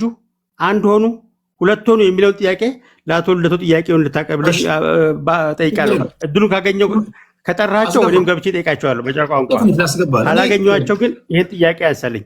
ምን ፋክት ተለውጦ ነው ያንን መጽሐፍ ላይ የተነተኑትን ትንታኔ ያስቀየሩት ነገር ምንድን ነው የሚለውን ነገር ማብራሪያ ማሳለፍ ፈልጋለሁ። በነሳችሁ ላይ በነገራችን ላይ ነገም ከነገ ወዲያም ትላልቅ ፖለቲከኞች ሲመጡ ኢዝ ቬሪ ኢምፖርታንት እዚህ ጋር የምናሳየው ባህሪ እናንተ ላይ እምነት ጥዬ ነው ማመጣቸው። በእኔ ላይ አይደለም ጥያቄያቸው። እኔን ያውቁኛል ሁሉም ከገዢውም ከተቃዋሚም ያሉ። ቲክቶክ ላይ ግን በአንዳንድ ባለጌ ሰዎች የተነሳ ቲክቶክ ላይ ያለን ሰዎች ስማችን ጥሩ አይደለም። ያን እያስተካከልኩኝ ነው። ትላልቅ ፖለቲከኞች ስም ያላቸው ሲመጡ ጥያቄ እንድጠይቁ ሳስገባችሁ እዚህ ከኔ ጋር እንተዋወቃለን። ሌሎቻችሁ መሆን ያለበት ምንድን ነው? በቃ ጥያቄ ከሆነ ጥያቄ የምጠሉትን ፖለቲከኛ ቢመጣ እኮ በጨዋ ቃል ሳትሰድቡት፣ ብዙዎቹ የሚያነሱብኝ ይሄ ስለሆነ እንመጣለን አንተን እንላለን። ግን የሚገቡ ሰዎች ምናምን በእኔ ይሁንባቸው ማስገባቸው እኔ እንትን እላለሁ እላለሁ እና በጨዋነት ጥያቄ መጠየቅ ይልመድብን። የሚናገሩት እንኳን ከእናንተ ሀሳብ ጋር ቢቃረን ማክበር እንመልመድ አለብን ለማለት ያለው። ቴንኪ ዋንጋሪ ሞሼ ወደ አንተ ልምጣ ወንድሜ።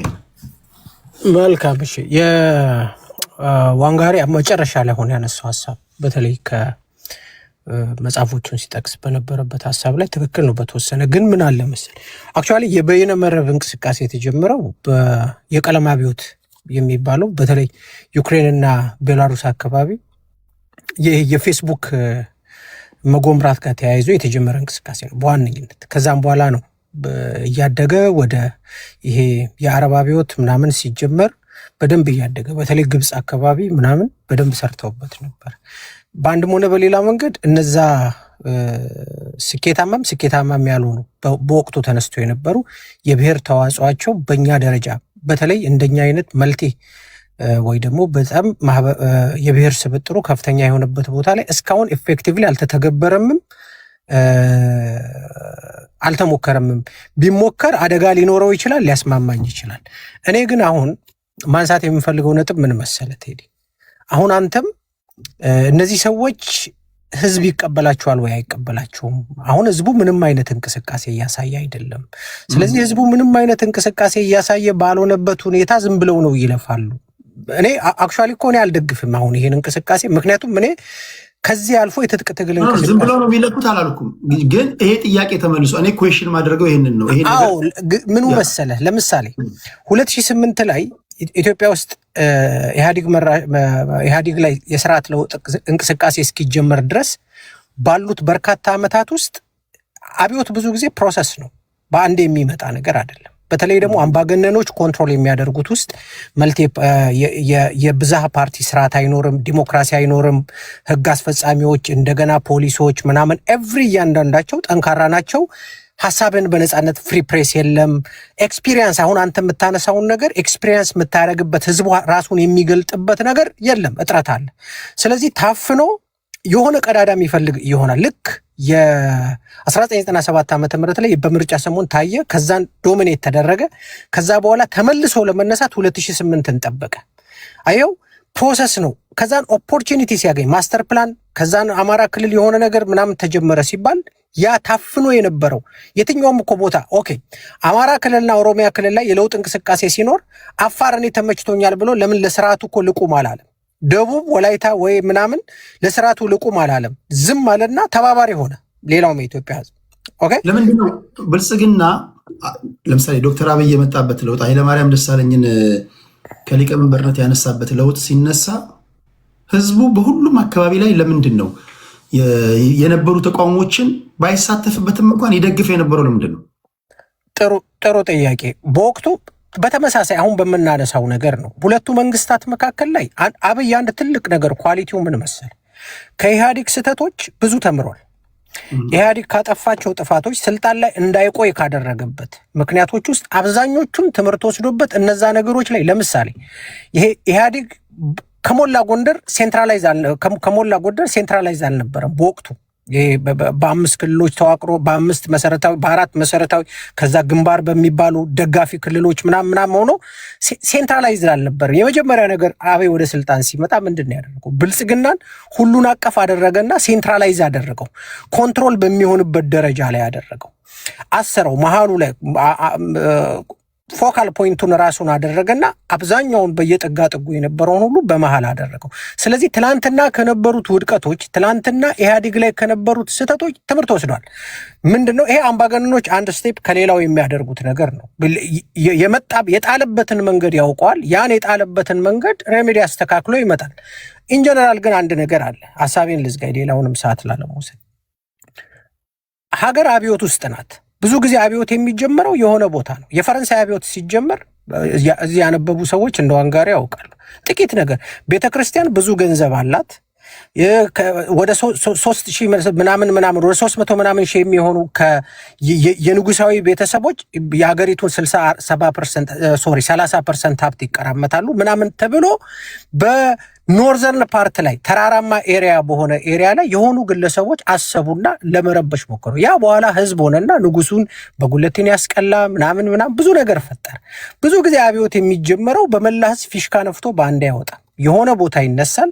ያ ነገር ይቀጥቅድም እኮ አነሳው። የደርግ እንቅስቃሴ ህዝቡ ህመም ነበረበት፣ የሆነ ነገር ነበረበት። ረሃቡን ሲያይ ምኑን ሲያይ ወሎ ያየው ረሃብ ይሄ ነገር ለካ አለ ምናምን ትሪግ አደረገው። ስለዚህ አሁን እንቅስቃሴ ለምሳሌ አማራ ክልል ላይ ደገፍነውም ጠላነውም የጦር እንቅስቃሴ አለ፣ ውጊያ አለ፣ ሰላም የለም፣ የኑሮ ሁኔታ አለ። ሌላውም ቦታ ላይ ኦሮሚያ ላይ የትጥቅ ትግል እንቅስቃሴ አለ። ትግራይ ላይ የራሱ ችግሮች አሉ። ሶማሌ ላይ ቀላሉ ጥያቄ ላንሳለን። ለምሳሌ አማራ ክልል 3ኛ ዓመቱን ሊይዝ ወራቶች የሚቀሩት የትጥቅ ትግል የተካሄደ ነው። ያ እንደ ታጋዮቹ ከሆነ የአማራን ህዝብ ከገባበት ችግር እናወጣዋለን ነው የሚሉት። ያ ይሄ ከገባበት ችግር እናወጣለን የምትሉት ግማሹ ህዝብ እንኳን ለምን አልደገፋቸው? እንዳልደገፈን የምን የቁጥር ማስረጃ አለን? ህዝብ ሲደግፍ የሚታይ ነገር ይፈጠራል። ህዝብ ሲደግፍ በነገር ላይ ህዝባዊ ድጋፍ ካለ አንድም ቀን የሀገር መከላከያ ሰራዊት እዛ አካባቢ አይታይም። እኔ ደግሞ ህዝብ እንደደገፈን ትቆጣጠራለህ። ማረጋገጫ የሚኖርህ ነገር 3 ዓመት አይፈጅብህም። ኦኬ፣ ህዝብ እንደደገፈን ደግሞ ማረጋገጫ የሚሆንብን ነገር ምንድን ነው? ይሄ ትግል ሲጀመር ብዙ ጊዜ አንተ ቤትም እንዳወራ ነው በባዶ እጅና በዜሮ በሚባል አቋም የተጀመረ ነው። መደምሰስ አልቻለም፣ መጥፋት አልቻለም። ስርዓቱ ራሱ አጠፋዋለሁ ደምስሷለሁ ያለ ነው። ህዝብ ካልደገፈው ቋሚ የሚባል ወይ ደግሞ እንደ ኢትዮጵያ ውስጥ ከዚህ ቀደም እንደነበሩ የትጥቅ ትግል እንቅስቃሴዎች ቀጥተኛ በውጭ ድጋፍ በሌሎች በምዕራባውያን ኃይል ድጋፍ ውስጥ ከለላ ውስጥ ሳይኖር ይሄን 3 ዓመት ሰርቫይቭ ያደረገው በምን አይነት መንገድ ነው? ህዝብ ካልደገፈው። እሱ እንዳለ ሆኖ ለምሳሌ የአማራ ህዝብ ነው የምልህ። ህዝብ እንደ ህዝብ አንተ እንደምትለው ህዝብ እንደ ህዝብ ደግፎናል ካልክ አንድም የመንግስት ሰራዊት እዛ አካባቢ ላይ አስክሬኑ ነው እንጂ የሚወጣው ወይም ደግሞ የያዘው ጫማ ለምልክትነት ይቀመጣል እንጂ የፋኖ ታጋዮች ከአንድ ቦታ ወደ አንድ ቦታ እንደዚህ እየተዘዋወሩ አይታኮሱም ነበር። ህዝብ ከደገፈ ሲጀመር አረጋ ከበደን ቢሮ ላይ አይቀመጥም። እችን ጥያቄ ልጠይቀ፣ የኤርትራን የትጥቅ ትግል እንቅስቃሴ የኤርትራ ህዝብ ወይ የወያኔን የትጥቅ ትግል እንቅስቃሴ የትግሬ ህዝብ ይደግፈው ነበር? 100%። በጣም ጥሩ። ለምን 17 ዓመት ደርግ ፈጀ? ለምን 30 ዓመት ኤርትራ ውስጥ ትጥቅ ትግሉ ፈጀ? 17 ዓመት እኮ የፈጀባቸው እነሱም እኮ ይናገራሉ። አሪፍ ጥያቄ ነው። 17 ዓመት እኮ የፈጀባቸው አቦይ ሰባት ነው አውጥቼ ላሳይ ይችላል። እኛ ደርግን ጭራሽ አልተዋጋንም። ሲሰበሰቡ ቤተመንግስት እንቀመጥ ነበር። ጀስት እኛ የማናጅመንት ስራና የስለላ ስራ እየሰራን ነው እኮ ይላል። በዛ ባሻገር ግን እኛ ለምን ቆየ 17 ዓመት ደርግ ዱላ ያሳርፍባቸው ነበር። እነሱም ደግሞ ገባርም እነሱም ወደ መሀል ከተማ ለመምጣት ዲዛይን እያበጀን ነበር ይላል። አሁን ላሰማ ይችላል። አሁን በአንተ ሎጂክ ህዝቡ የሚደግፈው ከሆነ 17 ዓመት መጠበቅ አልነበረበትም። በዛ ጊዜ 60 ሺህ ሰው መሞት አልነበረበትም። በአካባቢው ላይ ከአንዳንድ ኳርንም በአካባቢው ላይ ህዝባዊ ድጋፍ ነበራቸው። ህዝባዊ ድጋፍ እኮ ሻዕቢያ የነበረው ለምንድን ነው? ፌዴሬሽኑ ዲዞልቭድ ከሆነበት ጊዜ ጀምሮ ተፈሪ መኮንን 1957 ላይ ዲዞልቭ አደረጉት አይደለ? የኤርትራን ዲዞልቭ አድርገው ኤርትራን ከኢትዮጵያ ጋር አንድ ላይ አደረጉ። ጸሐፌ ትእዛዝ አክሊሉ ሀብተወልድ በፌዴሬሽን ያመጧትን ሀገር ተፈሪ መኮንን ዲዞልቭ አድርገው ኤርትራን የኢትዮጵያ አካል ባደረጉበት ጊዜ ከዛ ጊዜ ጀምሮ ህዝቡ ሲቃወም ነበር። በነቂስ ወጥቶ ሰላማዊ ሰልፍ ሲወጣ ነበር። በነገር ላይ የመጀመሪያዎቹ የትግራይ ህዝብ የትግል ላይ የትግራይ በተለይ ደግሞ መንግስት ያደራጃቸው በክፍለ ጦርና በኮር ደረጃ ያሉ የትግራይ ተወላጆች ከስርዓቱ ጋር ሆነው የትግራይን ህዝብ ይወጉ ነበር። መጀመሪያ ላይ ድጋፍ አልነበረውም። ወያኔ ድጋፍ አልነበረውም። ፍሮም ደ ቢጊኒንግ ድጋፍ አልነበረውም።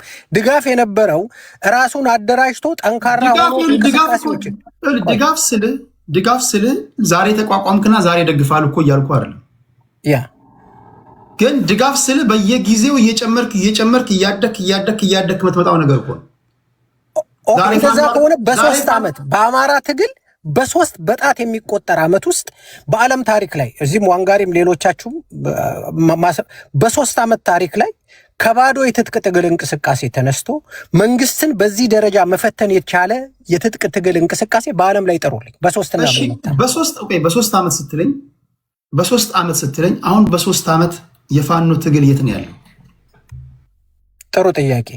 በ3 ዓመት ራሱን ለዓለም አስተዋውቋል። በኢትዮጵያ የፖለቲካ ወይ ደግሞ የትጥቅ ትግል እንቅስቃሴ ውስጥ ተጽዕኖ ፈጣሪ መሆን ትላንትና ወደፊት ፕሪቬል እያደረክ ነው፣ እየመጣህ ነው። እኔ አሁን ይሄ ርዕሱ እሱ ቢሆን ወደፊት የመጣንባቸው ወይ የመጣንባቸው ያለውን ነገር በደንብ አድርገህ ታስታውቃለህ። አንድ ሰውም እኮ የፓርላማን ሰዓት ከሰበረ በዓለም ደረጃ ይተዋወቃል። ምንም ችግር የለውም። ለመተዋወቅ ችግር የለውም። መተዋወቅ ሳይሆን ዋና ኢንድ ሪዘልትህ ምንድነው? አንተ 4 ኪሎ መግባት ነው። ነገር ግን የ3 ዓመቱን ንዑሷን እንኳን ወስደ የግድ ቲፒኤልኤፎች 17 ዓመት ፈጀባቸው ማለት አንተ 17 ዓመት ይፈጅብኛል ማለት የለብም። ቲፒኤልኤፎች ጫካ በገቡበት ሰዓት ኢንተርኔት የለም፣ ፌስቡክ የለም፣ ሶሻል ሚዲያ የለም። ዓለማውን በዘመነበት ደረጃ ላይ አልዘመነም። በተመሳሳይ ድሮንም የለም፣ ምንም የለም። በተመሳሳይ ድሮንም አይኖርም፣ ግን ከባድ መሳሪያዎች አሉ። ገባህ አይደለም? ግን አሁን አንተ እንደውም ፖይንት ምንድን እንደውም አመጣልኝ። ቲፒኤልኤፎች ጫካ በገቡበት ሰዓት ህዝብ ለማስተባበር ጊዜ ወስድባቸው ነው። አሁን ህዝብ ለማስተባበር አንድ የሶሻል ሚዲያ ጽሁፍ ወይም ደግሞ አንድ የቲክቶክ ወይም የዩቲዩብ ንግግር በቂ ነው። ህዝብ ከአንተ ጋር ካለ አይደለ? ኢዚ ዘመን ላይ ነው ያለው። በጣም ቀላል ዘመን ላይ ነው ያለው። ያኔ የእጅ ስልክ እንኳን እንደዚህ ሞባይል እንኳን የለም። ስለዚህ አሁን ዘመን በሰለጠነበት በዚህ አድቫንስድ በሆነ ዓለም ላይ መጥተህ የ3 ዓመት ትግልህ የት ነው ያለው? ተስፋ ሰጪ እንቅስቃሴ ላይ ካለ በዚህ ተስፋ ሰጪ እንቅስቃሴ ላይ የማለት መብት የተጠበቀ ነው። አይ ምናምን ብዬ አልሞገትህም፣ ግን አንተ ልቦና አሳየህን ንገረኝ። ኦኬ ጥሩ። ተስፋ ሰጪ እንቅስቃሴ አንድ ጥያቄ ልጠይቅህ። ሂድና ትግሬን ገለ መሳሪያ ውሰድ ማለት ለአማራ ህዝብ ምንድን ነው? ይሄ ዞምቢ መሆን ነው? ሞሼ ጥያቄውን ይመልስና ራሱ በገባው ላይ ከዛ ወደ ቅድስት እንሄዳለን። እንግዲህ መነሻው ትግሉ የጀመረበት መንገድ አብዮቱ የጀመረበት መንገድ ነው። አብዮቱ ሲጀምር አማራ እንደ አማራ ስርዓት ላይ መሳሪያ ይዞ ተነስቶ አያውቅም። አማራ እንደ አማራ በብሔሩ ተደራጅቶ ስርዓተ መንግስት ለመቀየር መሳሪያ ይዞ አያውቅም። የመጀመሪያ ድላችን እንደ አማራ መሳሪያ ትግሬን ግደልና መሳሪያ ጠፋው። አንዴ ሹሜ ተወራ እያለ ሀሳቡን ኢንተራፕት አታድርገው፣ ይጨርስ። አንተንም እንደዛ ኢንተራፕት ያደርገው ካልሆነ እንትን ነው የሚሆነው፣ የጨረባ ተስካር እንዳይሆንብን። ሰው ይጨርስ፣ ከዛ ዞሮ ሲመጣ ትናገራለህ። ቀጥል ሞሽ። ታንኪዩ። የመጀመሪያው ግብ አማራ እንደ አማራ ስርዓት ለመነቅነቅ የሚያስችል መሳሪያ ማንሳት ይችላል የሚለውን ማድረግ መፍጠር ነው። ያን ስነ ልቦና በወጣቶቻችን በወንድሞቻችን በእህቶቻችን መካከል ላይ ይሄን ማድረግና እንደ አማራ ቆመን መታገል እንችላለን። ጥቅማችንን ማስጠበቅ እንችላለን። አለመሞት እንችላለን። አለመገደል እንችላለን። ይሄን ለማድረግ ምንም ያንሰን የለም የሚለውን ማሳየት ነው የመጀመሪያ ግቡ። ያን ተሰብስበው አድርጓል። ስለዚህ መነሻችን ትክክል ነበረ። እሱን አድርገናል። ከዛ በኋላ ቅድም ያነሳቸው ነገሮች አሉ። ትግሉ መሄድ በሚገባው ርቀት ሄዷል፣ ተስፈንጥሯል፣ ምናምን መድረስ በሚገባው ደረጃ ላይ ደርሷል፣ ላይደርስ ይችላል። ያልደረሰበት ምክንያት ተግዳሮቶቹንም ጭምር መሀል ላይ ስለምንሰገስጋቸው ነው። ተግዳሮቶቹ ምንድን ናቸው? አሁን ራስህ ባነሳኸው ቲፒኤልኤፍ ትግል በሚታገልበት ሻዕቢያ ትግል በሚታገልበት ዘመን ያልነበሩ አሁን ላይ የነበሩ እንደ አጠቃላይ አሁን ያለውን የብሔር ፖለቲካ ውጥንቅጥነት እንደገና የቴክኖሎጂ አድቫንስመንት ራሱ እኛ ውስጥ መካከል ያለውን አንተም በተደጋጋሚ ስታነሳ የነበረውን ይሄ በትግል ውስጥ ተጃምሎ የመቆየት ያለመቆየት ትግሉ ላይም ይሄ ጽናት የመጠየቅ ያለመጠየቅ ጉዳዮች ላይ ተደማምሮ መሄድ በሚገባው ደረጃ አልሄደም። ሊያስማማኝ ይችላል፣ ግን ደግሞ መስራት የሚያስችለው ትግሉን ነገ ሊጨርስ የሚችለውን መደላድል መሰረት ግን ተገምቷል። ይሄ ትግል አይወድቅም፣ ወዴትም አይሄድም። ሰው ተገብሮበታል፣ ደም ተከፍሎበታል። ወጣቶች ፋኖ አማራ የሚባልን አስተሳሰብ ተጠምቀውበታል፣ ይዘውበታል፣ ጭንቅላታቸው ውስጥ አድርገውበታል። ከዛሬ ምናምን 2-3 ዓመት በፊት ደቡብ ክልል ወይ ኦሮሚያ ወር ደግሞ የሆነ ቦታ ላይ ሄደ ፋኖ የሚባል ነገር አማራ የታጠቀ ኃይል አለው ምናምን ብትል አይታወቅም። እሺ የተጠመቃችሁት ፋኖነት ምንድን ነው? የትኛውን ፋኖነት የተጠመቃችሁት? ዋናውን ትነግረኛለህ። በራሳችሁ ዊዝን እንኳን በአመራሮች መካከል የተለያዩ አይነት ፋኖች ነበሩ፣ የተለያዩ አይነት አመለካከቶች ነበሩ አይደለም። አሁንም እንኳን እጅ ሰጡ በሚባሉት መካከል እንኳን የሀሳብ ግልጽ የሆነ የሀሳብ አለመስማማት አለ። ኢቨን እዚህ ጋር ራሱ አሁን የፋኖ ደጋፊዎችን የተለያየ አመለካከት ያላቸውን ባስገባቸው 5 አማራ ልጆች ባስገባ 5ቱም ይቃረናሉ። ሁላችንም ተጠምቀንበታል የምትለው አመለካከት የቱ ነው? በጣም ጥሩ። በጋራ ቶናችን አንድ ነው፣ ቋንቋችን በዚህ አንድ ነው፣ አንድ ያደርገናል ምትል በጋራ ምን ያግባባናል መሰለ? የአማራ ህዝብ አደጋ ውስጥ መሆኑ ያግባባናል። የአማራ ህዝብ ይህን ችግር የሚፈታው በጠመንጃ እንደሆነ ያግባባናል። ይሄ የፋኖነት እሳቢያችን ነው። አሁን ታዲያ ልዩነቶቻችሁ ቀጥሎ የሚሆነው ጥያቄ ይሄን ስለ ታዲያ ልዩነቶቻችሁ እዚህ ላይ የምትግባቡ ከሆነ ልዩነቶቻችሁ ለምን መጡ ነው ልትለኝ የሚሆነው። ሰፊ ነው። ምናልባት የሌሎችን ሰዓት ይዛለሁ እንጂ መናገር እችላለሁ። ለምሳሌ ላለፉት 30-40 ዓመታት ሲሰራ የነበረው አማራን በአካባቢያዊ ቅርጽ ማደራጀት ማስያዝ፣ ለምሳሌ ጎጃም የሚባል አይደንቲቲ እንዲኖር፣ ጎንደር የሚባል ሸዋ ወሎ የሚባል አይደንቲቲ እንዲኖር ዴሊብሬትሊ በመንግስታት ሲሰራ የነበረ አንድ ምሳሌ ልጥቀስልህ። ከዚህ በፊት አንተ ቤት መንግስታት በተደጋጋሚ በተለይ ደግሞ ከቲፒኤልኤፍ ዘመን ጀምሮ ስትሮንግሊ ሲሰራበት የነበረ አማራ ዩኒፎርም ባለፉት 7 ዓመታት የቲፒኤልኤፍ የበላይነት ነበረ ብለህ ታምናለህ? ሄጂሞኒ በደንብ አምናለሁ። ቴንኪው። ስለዚህ በአንተ እይታ የቲፒኤልኤፍ የበላይነት እንደነበረበት ካመንክ የዚህ ዲዛይነሩ ቲፒኤልኤፍ ነው ማለት ነው። አማራን በአካባቢያዊነት የመክፈል ዲዛይነር አዎ የቲፒኤልኤፍ ሄጂሞኒ ያለ ካልክ የሰብአዊ ድርጊቱ መገደሉም መፈናቀሉም በአንተ ትንታኔ እኔ ኢህአዴግ እንዲያድግ ሼር የሚያደርገው ነው ብዬ ነው ማምነው። አንተ ግን እንደዚህ ብላ የማመን መብት የተጠበቀ ነው።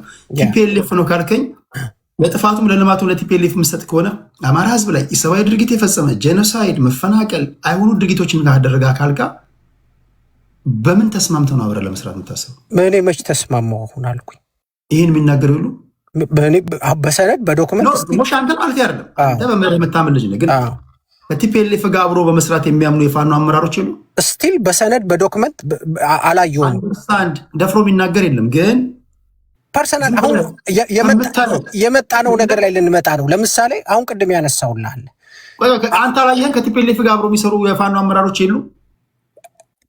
እኔ አሁን ምን እያወራን ያለነው የሰነድ ጉዳይ ነው አይደል? ለምሳሌ ሁለት የፖለቲካ ከዛ እኮ እሱ ቀጥሎ የተዘጋጀው ጥያቄ ስላለ ነው። እሱን አንድ ላይ ታስኬደውና ወደ ሌሎች እንሄዳለን። ኦኬ ገብቶኛል። ቅድም ያነሳልኝ አንድ ያደርገናል ያልከው ነገር እኔ የምስማማበት እኮ ነው። ስወገዝበት ስሰደብበት የነበረበት ጉዳይ ነው። አማራ ህዝብ ላይ ቀልድ አይደለም እኮ የሐሰት ትርክት የተተረከበት የተገደለ ኢሰብአዊ ድርጊት የተፈጸመበት ለዚህ ደግሞ እያንዳንዳቸው የአማራው ፖለቲከኛ ተቀበለ አልተቀበለ ማምንበት ነገር ነው። ሁሉም የአማራ ፖለቲከኛ የሚቀበለው ነው ጉዳይ። በዚህ አንድ ነው ጥያቄያችን። ይሄን የፈጠረው ማን ነው? ለዚህ ኃላፊነት የሚወስዱ አካላቶች አሉ። አሁን አንተ ባልከው ሊድና ቲፒኤልኤፍ ኃላፊነቱን ይወስዳል።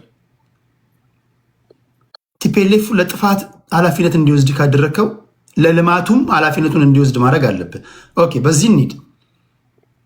ዋነኛ ነፍጥ ለማንሳት ይሄ አንድ ያደርገናል ያልከው ችግርህ ከሆነ ይሄን ችግር የፈጠረና እዚህ አይሆኑ ነገር ላይ ከጣለ አካል ጋር በምን ተስማምተ ነው የምትሰራው?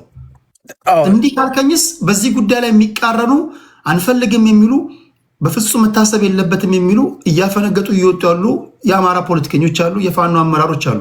እነሱ ባሉበት እንዴት ታዲያ ችግራችን አንድ ያደርገናል፣ ትግላችን አንድ ያደርገናል ትላለን? ኦኬ፣ ጥያቄው ተመሳሳይ ቅድም የጠየቀኝ ጥያቄ ነው። በደንብ አድርጌ ልመልስልህ፣ አታቋርጠኝ።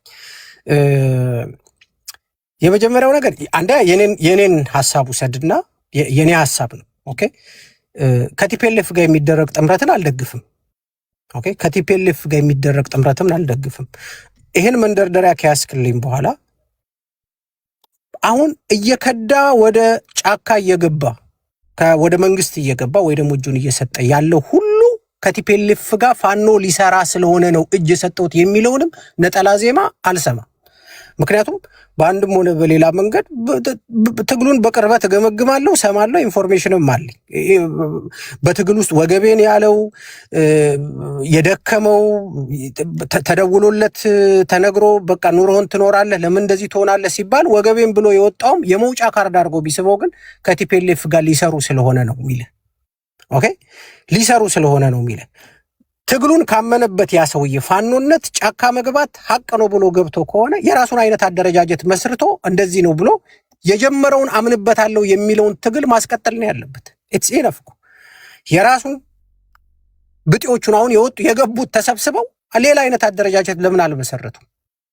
ሌላ አይነት ለምን አልሸጡልንም? እንደዛ አይነት አሳሰብ አድርገው አሁን ምን ሆኖ አልመሰለ ከቲፒኤልኤፍ ጋር ፋኖ ሊሰራ ነው የምትለዋ ነጠላ ዜማ በጣም በበዛሽ ቁጥር ሰነፉም ወንበዴውም እጅ ለመስጠት ቀን ሲጠብቅ የነበረውም የመውጫ ካርድ አርጓት እየወጣ ነው። ይሄ መቆም አለበት። ምን ሆነ ደግሞ ተቀይሮ ይሄን በማድረግ እጅ የሚሰጠው እየጀገነ መጣ። ኦኬ፣ ይሄን በማድረግ እጅ የሚሰጠው ጫካ ሆኖ ደግሞ ሪል አማራዊ ትግልን እያሳለጠ እየሞከረ ያለው ደግሞ ምን ሆነ መሰለ? እጅ መስጠትን በቲፒኤልኤፍ ተታኮ ጀግንነት ሆኖ ጫካ እውነተኛ ትግል እያደረገ ያለው አማራ ደግሞ እየከፈለ ያለው ሞት እንኳን ትክክል እንዳልሆነ እንዲታሰብ ተደረገ። ይሄ መስተካከል ያለበት የብልጽግና ፕሮፓጋንዳ ነው። ይሄን አልገዛውም። እንደ ግለሰብ ከጠየከኝ ከቲፒኤልኤፍ ጋር የሚደረግ ግንኙነት ለአማራው ዘላቂ ጥቅም ያስገኝለታል አልልም። ቲፒኤልኤፍ የፕሮብሌማችን ምንጭ ነው እላለሁ። ከቲፒኤልኤፍ ጋር እንሰራለን የሚሉ ፋኖች ካሉ ፐርሰናል የሆነ ኢንተረስታቸው ከሆነ ልሞግታቸው ወይ ደግሞ ሐሳባቸውን ዲባንክ ማድረግ እንደ ድርጅት መጥቶ እንደ ድርጅት ግን ምንም ያየነው ነገር የለም። ያን ነው ነገር ያለው። እሺ ቴንክ ዩ። ከዚህ በኋላ በቀጥታ ቅድስትን ከሰማን በኋላ ወደ ኢራቅ አልኩኝ ኢራን፣ እስራኤል እና አሜሪካ ጉዳይ ነው የምንሄደው። እሱን አንድ 40 ደቂቃ ቅድስት ምን ትያለሽ? ቅድስትና በዚህ በተነሳ ጉዳይ ላይ ቴንክ ዩ ቴዲ። እነ አቶ ልደቱ እያርጓቸው ያሉቸውን ትግሎች በሚመለከት እኔ ሰዎች ያዋጣናል ባሉት መንገድ ትግል ማድረጋቸው ተገቢ ነው ብዬ ነው የማስበው። ከአንድም ዜጋ ይጠበቃል። ነገር ግን እያደረጉት ያለው ትግል አሁን ካለው የኢትዮጵያ ነባራዊ ሁኔታ ጋር አብሮ መሄድ ይችላሉ የሚለውን በደንብ ማየት ያስፈልጋል ብዬ አምናለሁኝ። ምክንያቱም እንግዲህ ኢትዮጵያ ቀደም ሲል 1983 ላይ የሽግግር አድርግ ያለው ቡድን አዲስ ህገ መንግስት ጽፏል። በዛ ህገ መንግስት መሰረትም ላለፉት 30 ዓመታት ናስቴልም እስካሁን ድረስ ሀገሪቷ እየተመራች ያለችበትና አንድ ቅዱስ ነው። ጸዲ አላየሁም። ሶሪ ገስት ሪኩዌስቱ ከጠፋባችሁ ጸዲ አንዳንድ ቁጥር ጻፊልኝ። አላየሁም። ሶሪ አስገባሻለሁ። እሺ ቅድስት ቀጥይ። እሺ አነሰም አደገም ህገ መንግስት የሚባል ነገር መጥቶ ህዝብ እየተዳደረበት ያለበት ሁኔታ በዚህ ህገ መንግስት ደግሞ እኔ ተወክያለሁ ለእኔ ይጠቅመኛል የሚሉ ብሔር ብሔረሰቦችን ያፈራንበት ምናልባትም ይሄ ህገ መንግስት ቢነካባቸው ሀገሪቷ ብትፈርስ ትሻለናለች የሚሉ የማህበረሰብ ክፍሎችንም ጭምር መፍጠር የተቻለበት ሂደት ነው ያለው እና በተለይ የፖለቲካ አመለካከታችንና ብሔር ተኮር የሆነ የፖለቲካ ስርዓታችን በጣም ብዙ ነገሮቻችን የተራራቁ ያለበት ሁኔታ ላይ ያለንበት ነው። ከዛ ደግሞ በሽግግር መንግስቱ ያልተወከለ ማህበረሰብ እንደመኖሩ የሽግግር መንግስት በመናደርግባቸው ሰዓት ሀቀኛ የሆነ የፖለቲካ ኃይል መጥቶ በትክክል ሽግግር ልናደርግ የምንችልበትን ስርዓት ቀደም ባለው ተሞክሮ ውስጥ ያላየንበት ምናልባትም እድሉን ያገኙ አካላት አብረዋቸው የታገሉትንም አካላት ቢሆን ሊያስወግዱ የሚችሉበት አይነት አሰላለፍ ያለበትና ራሱ የፖለቲካ ልምምዳችን ሀቀኝነት የሚጎለው መተማመን የሌለውና ጥሎ የማለፍ ነገሮችን ስናደርግ ነው የቆየንበት። ስለዚህ አሁን እንዲህ አይነት ከፍተኛ የፖለቲካ ልዩነቶችና ዋልታ ረገጥ የሆኑ ሀሳቦች ባለበት የፖለቲካ ስርዓት ውስጥ የሆነ ቡድን ባኮረፈ ቁጥር ወይም እኔ ከስልጣን ተገፍቻለሁ ብሎ ሲያስብ በየዘመናቱ እየተነሳ የሽግግር እናድርግ የሚል አሰራር ሀገርን ከማፍረስ ጋር የተያያዘ ነው ብዬ ነው የማስበው። ምክንያቱም ቀላል ስለማይሆን ማለት ነው። ኢትዮጵያ ውስጥ ያሉትን የተራራቁ ሀሳቦች ለማስታረቅ በጣም ከባድ የፖለቲካ ጥፋት ነው። ይሄንን ለማድረግ አንድ ባህሉም የለንም፣ ሁለተኛ የምናመጣቸውም እውነተኛ ምክንያቶች የሉንም። ለምሳሌ 83 ላይ ሽግግር ያስፈልጋል ብለው የሽግግር መንግስቱን የመሩ አካላት ከስልጣን በተወገዱ ጊዜ አሁንም በተመሳሳይ ሰዓት መጥተው አሁንም ሽግግር ያስፈልጋል ይሉናል ማለት ነው። ለምንድን ነው ሽግግር የሚያስፈልገው ስንል ለኢትዮጵያን ሕዝብ ወደ ዲሞክራሲያዊ ስርዓት ለማስሄድ ሳይሆን እንደገና እነሱን ወደ ስልጣን ለመመለስ ነው። በዚህ ጥያቄ ውስጥ እየተንቀሳቀሰ ያለውን ኃይል ሀቀኛ የሆነ ሰው ቢያየው ያለምንም ውድድር እንደገና ወደ ማዕከላዊ መንግስት ስልጣን ለመያዝ መምጣት ሂደቶች ናቸው የሚያሳዩት። እኔ ይሄንን መንግስት ለመጣል የኢትዮጵያ ህዝብ በቁርጠኝነት እንዳይታገለው የሚያደርጉት አሁን እየተደረጉ ያሉ የትጥቅም የሌሎች የተቃዋሚ ፓርቲዎች እንቅስቃሴ ናቸው ብዬ ነው የማስበው። የኢትዮጵያ ህዝብ መንግስትን እንዲታገል እድሉን እየተሰጠው አይደለም። ምክንያቱም ታጣቂውም ያለው እዛው ኢትዮጵያ ህዝብ ቀሚስ ስር ነው ያለው። በየቦታው አማራም፣ ኦሮሚያም፣ ትግራይም ክልል ያሉ ትግሎችን ብናያቸው ማህበረሰቡ ቆም ብሎ አስቦ ይሄ መንግስት አያስፈልገኝም፣ ይሄን መንግስት መቀየር አለበት ብሎ እንዳይሰራ ተኩሶ እሱ ስር ነው የሚገባው። ጥያቄውን ይዞ በሰላማዊ መንገድ መንግስትን እንዳይሞግት ከጀርባ ታግ የሚደረግበት አካል ስላለው ይሄን መንግስት እድሜው እንዲራዘም እየሰሩ ያሉ ኃይሎች ናቸው ብዬ ነው እኔ የማስበው። ስለዚህ ይሄን መንግስት መጣል ካለበት ህገ መንግስት አለ። ህገ መንግስቱን ተጠቅሞ በስነ ስርዓት መጣል ይቻላል። የኢትዮጵያ ህዝብ ለዚህ ደግሞ ምቹ ነው እንጂ ዛሬ እኔ ከስልጣን ተገፍቻለሁ ተመልሼ ወደዚህ መምጣት አልችልም ባልኩ ሰዓት እየተነሳው ሽግግር እናድርግ የሚል ከሆነ ስልጣኑን የያዘው አካል በቀላል ይለቅልኛል ወይ ነው። ሽግግር አድርግ ስትለው ልቀቅ እያልከው ነው ማለት ነው። አሁን ያለውን አልቀበልህም ልቀቅና ናና እንደዚህ እናድርግ ስትለው እዚህ ያለው ደግሞ እንዲህ በቀላል አንስቶ የሚሰጥህ እድል ያለ አይመስለኝም። ስለዚህ በእነዚህ በሁለቱ መካከል በሚደረጉ ግጭቶች ሀገሪቷ ያው የተለመደው የዜሮ ድምር ትውልድ የመገበር የመገዳደል አይነት አዙሪት ውስጥ የምትሄድባቸው ሁኔታዎችን ያመጣል ብዬ ነው ማስበው። ሀቀኛ ባህል እና እንደዚህ ሽግግሮችን ለማድረግ ጥሩ ልምምድ ያለን ብንሆን ኖሮ ቀላል ነበር የሚሆንልን። የጥያቄውንም ሽግግር ያስፈልጋል ብለው የተነሱት ኃይሎች ደግሞ ሀቀኛ የፖለቲካ አካሄድ የነበራቸውና ታማኞች ቢሆኑ ኖሮ የኢትዮጵያ ሕዝብ ትክክል ነው ብሎ ገፍቶ ይሰጥ ነበረ። ላለፉት 27 ዓመታት በመከራ ውስጥ ሲያሳልፉን የነበሩ የፖለቲካ ኃይሎች ብሔርተኝነቱን ኢትዮጵያ ውስጥ ዘርተው ትውልድ ያለቀበት ቀላል አይደለም። ትውልድ ያለቀበትን የፖለቲካ ስርዓት የፈጠሩ ሰዎች ያኔ ታምነው ተሰጥቷቸው ሀገርን መለወጥ ስርዓትን መዘርጋት ያልቻሉ ሰዎች ዛሬ እነ ልደቱን ከፊት አድርገው ይምጡ፣ እነማንን እንደፈለገው አድርገው ይምጡ፣ ዛሬ መጥተው ሽግግር እናድርግ ሲሉ ከጀርባ ታሪካቸው የሚያሳየን ነገር አለ። እንደገና አሁንም ሀገሪቷ ያለችበት የፖለቲካ ውጥንቅጥ ቀላል የሚባል አይደለም። ቀላል የሚባል አይደለም። እኔ በሽግግር መንግስት ሽግግር በማድረግ ይፈታል የምለው ነገር የለም። ሀገር ከማፍረስ ጋር በቀጥታ የሚዛመድ ነው ብዬ ነው። ከዚህ እንዲህ ከማድረግ በትጥቅ ትግል ለውጣለሁ ብሎ የገባው አካል ተጠናክሮ ቢመጣ ይሻላል።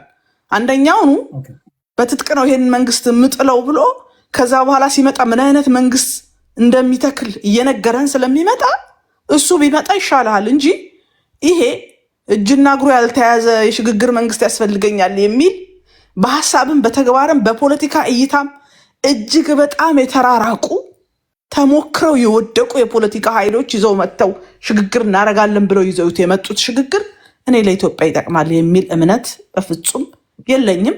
መታገል ይችላሉ፣ ሐሳባቸውን ማራመድ ይችላሉ።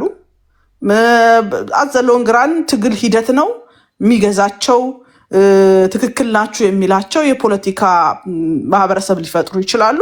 በዛ ውስጥ የሚያስሄድ ከሆነ እየቀጠሉ መሄድ ይችላሉ የሚል እምነት ነው ያለኝ። ቴንክ ዩ ቴዲ።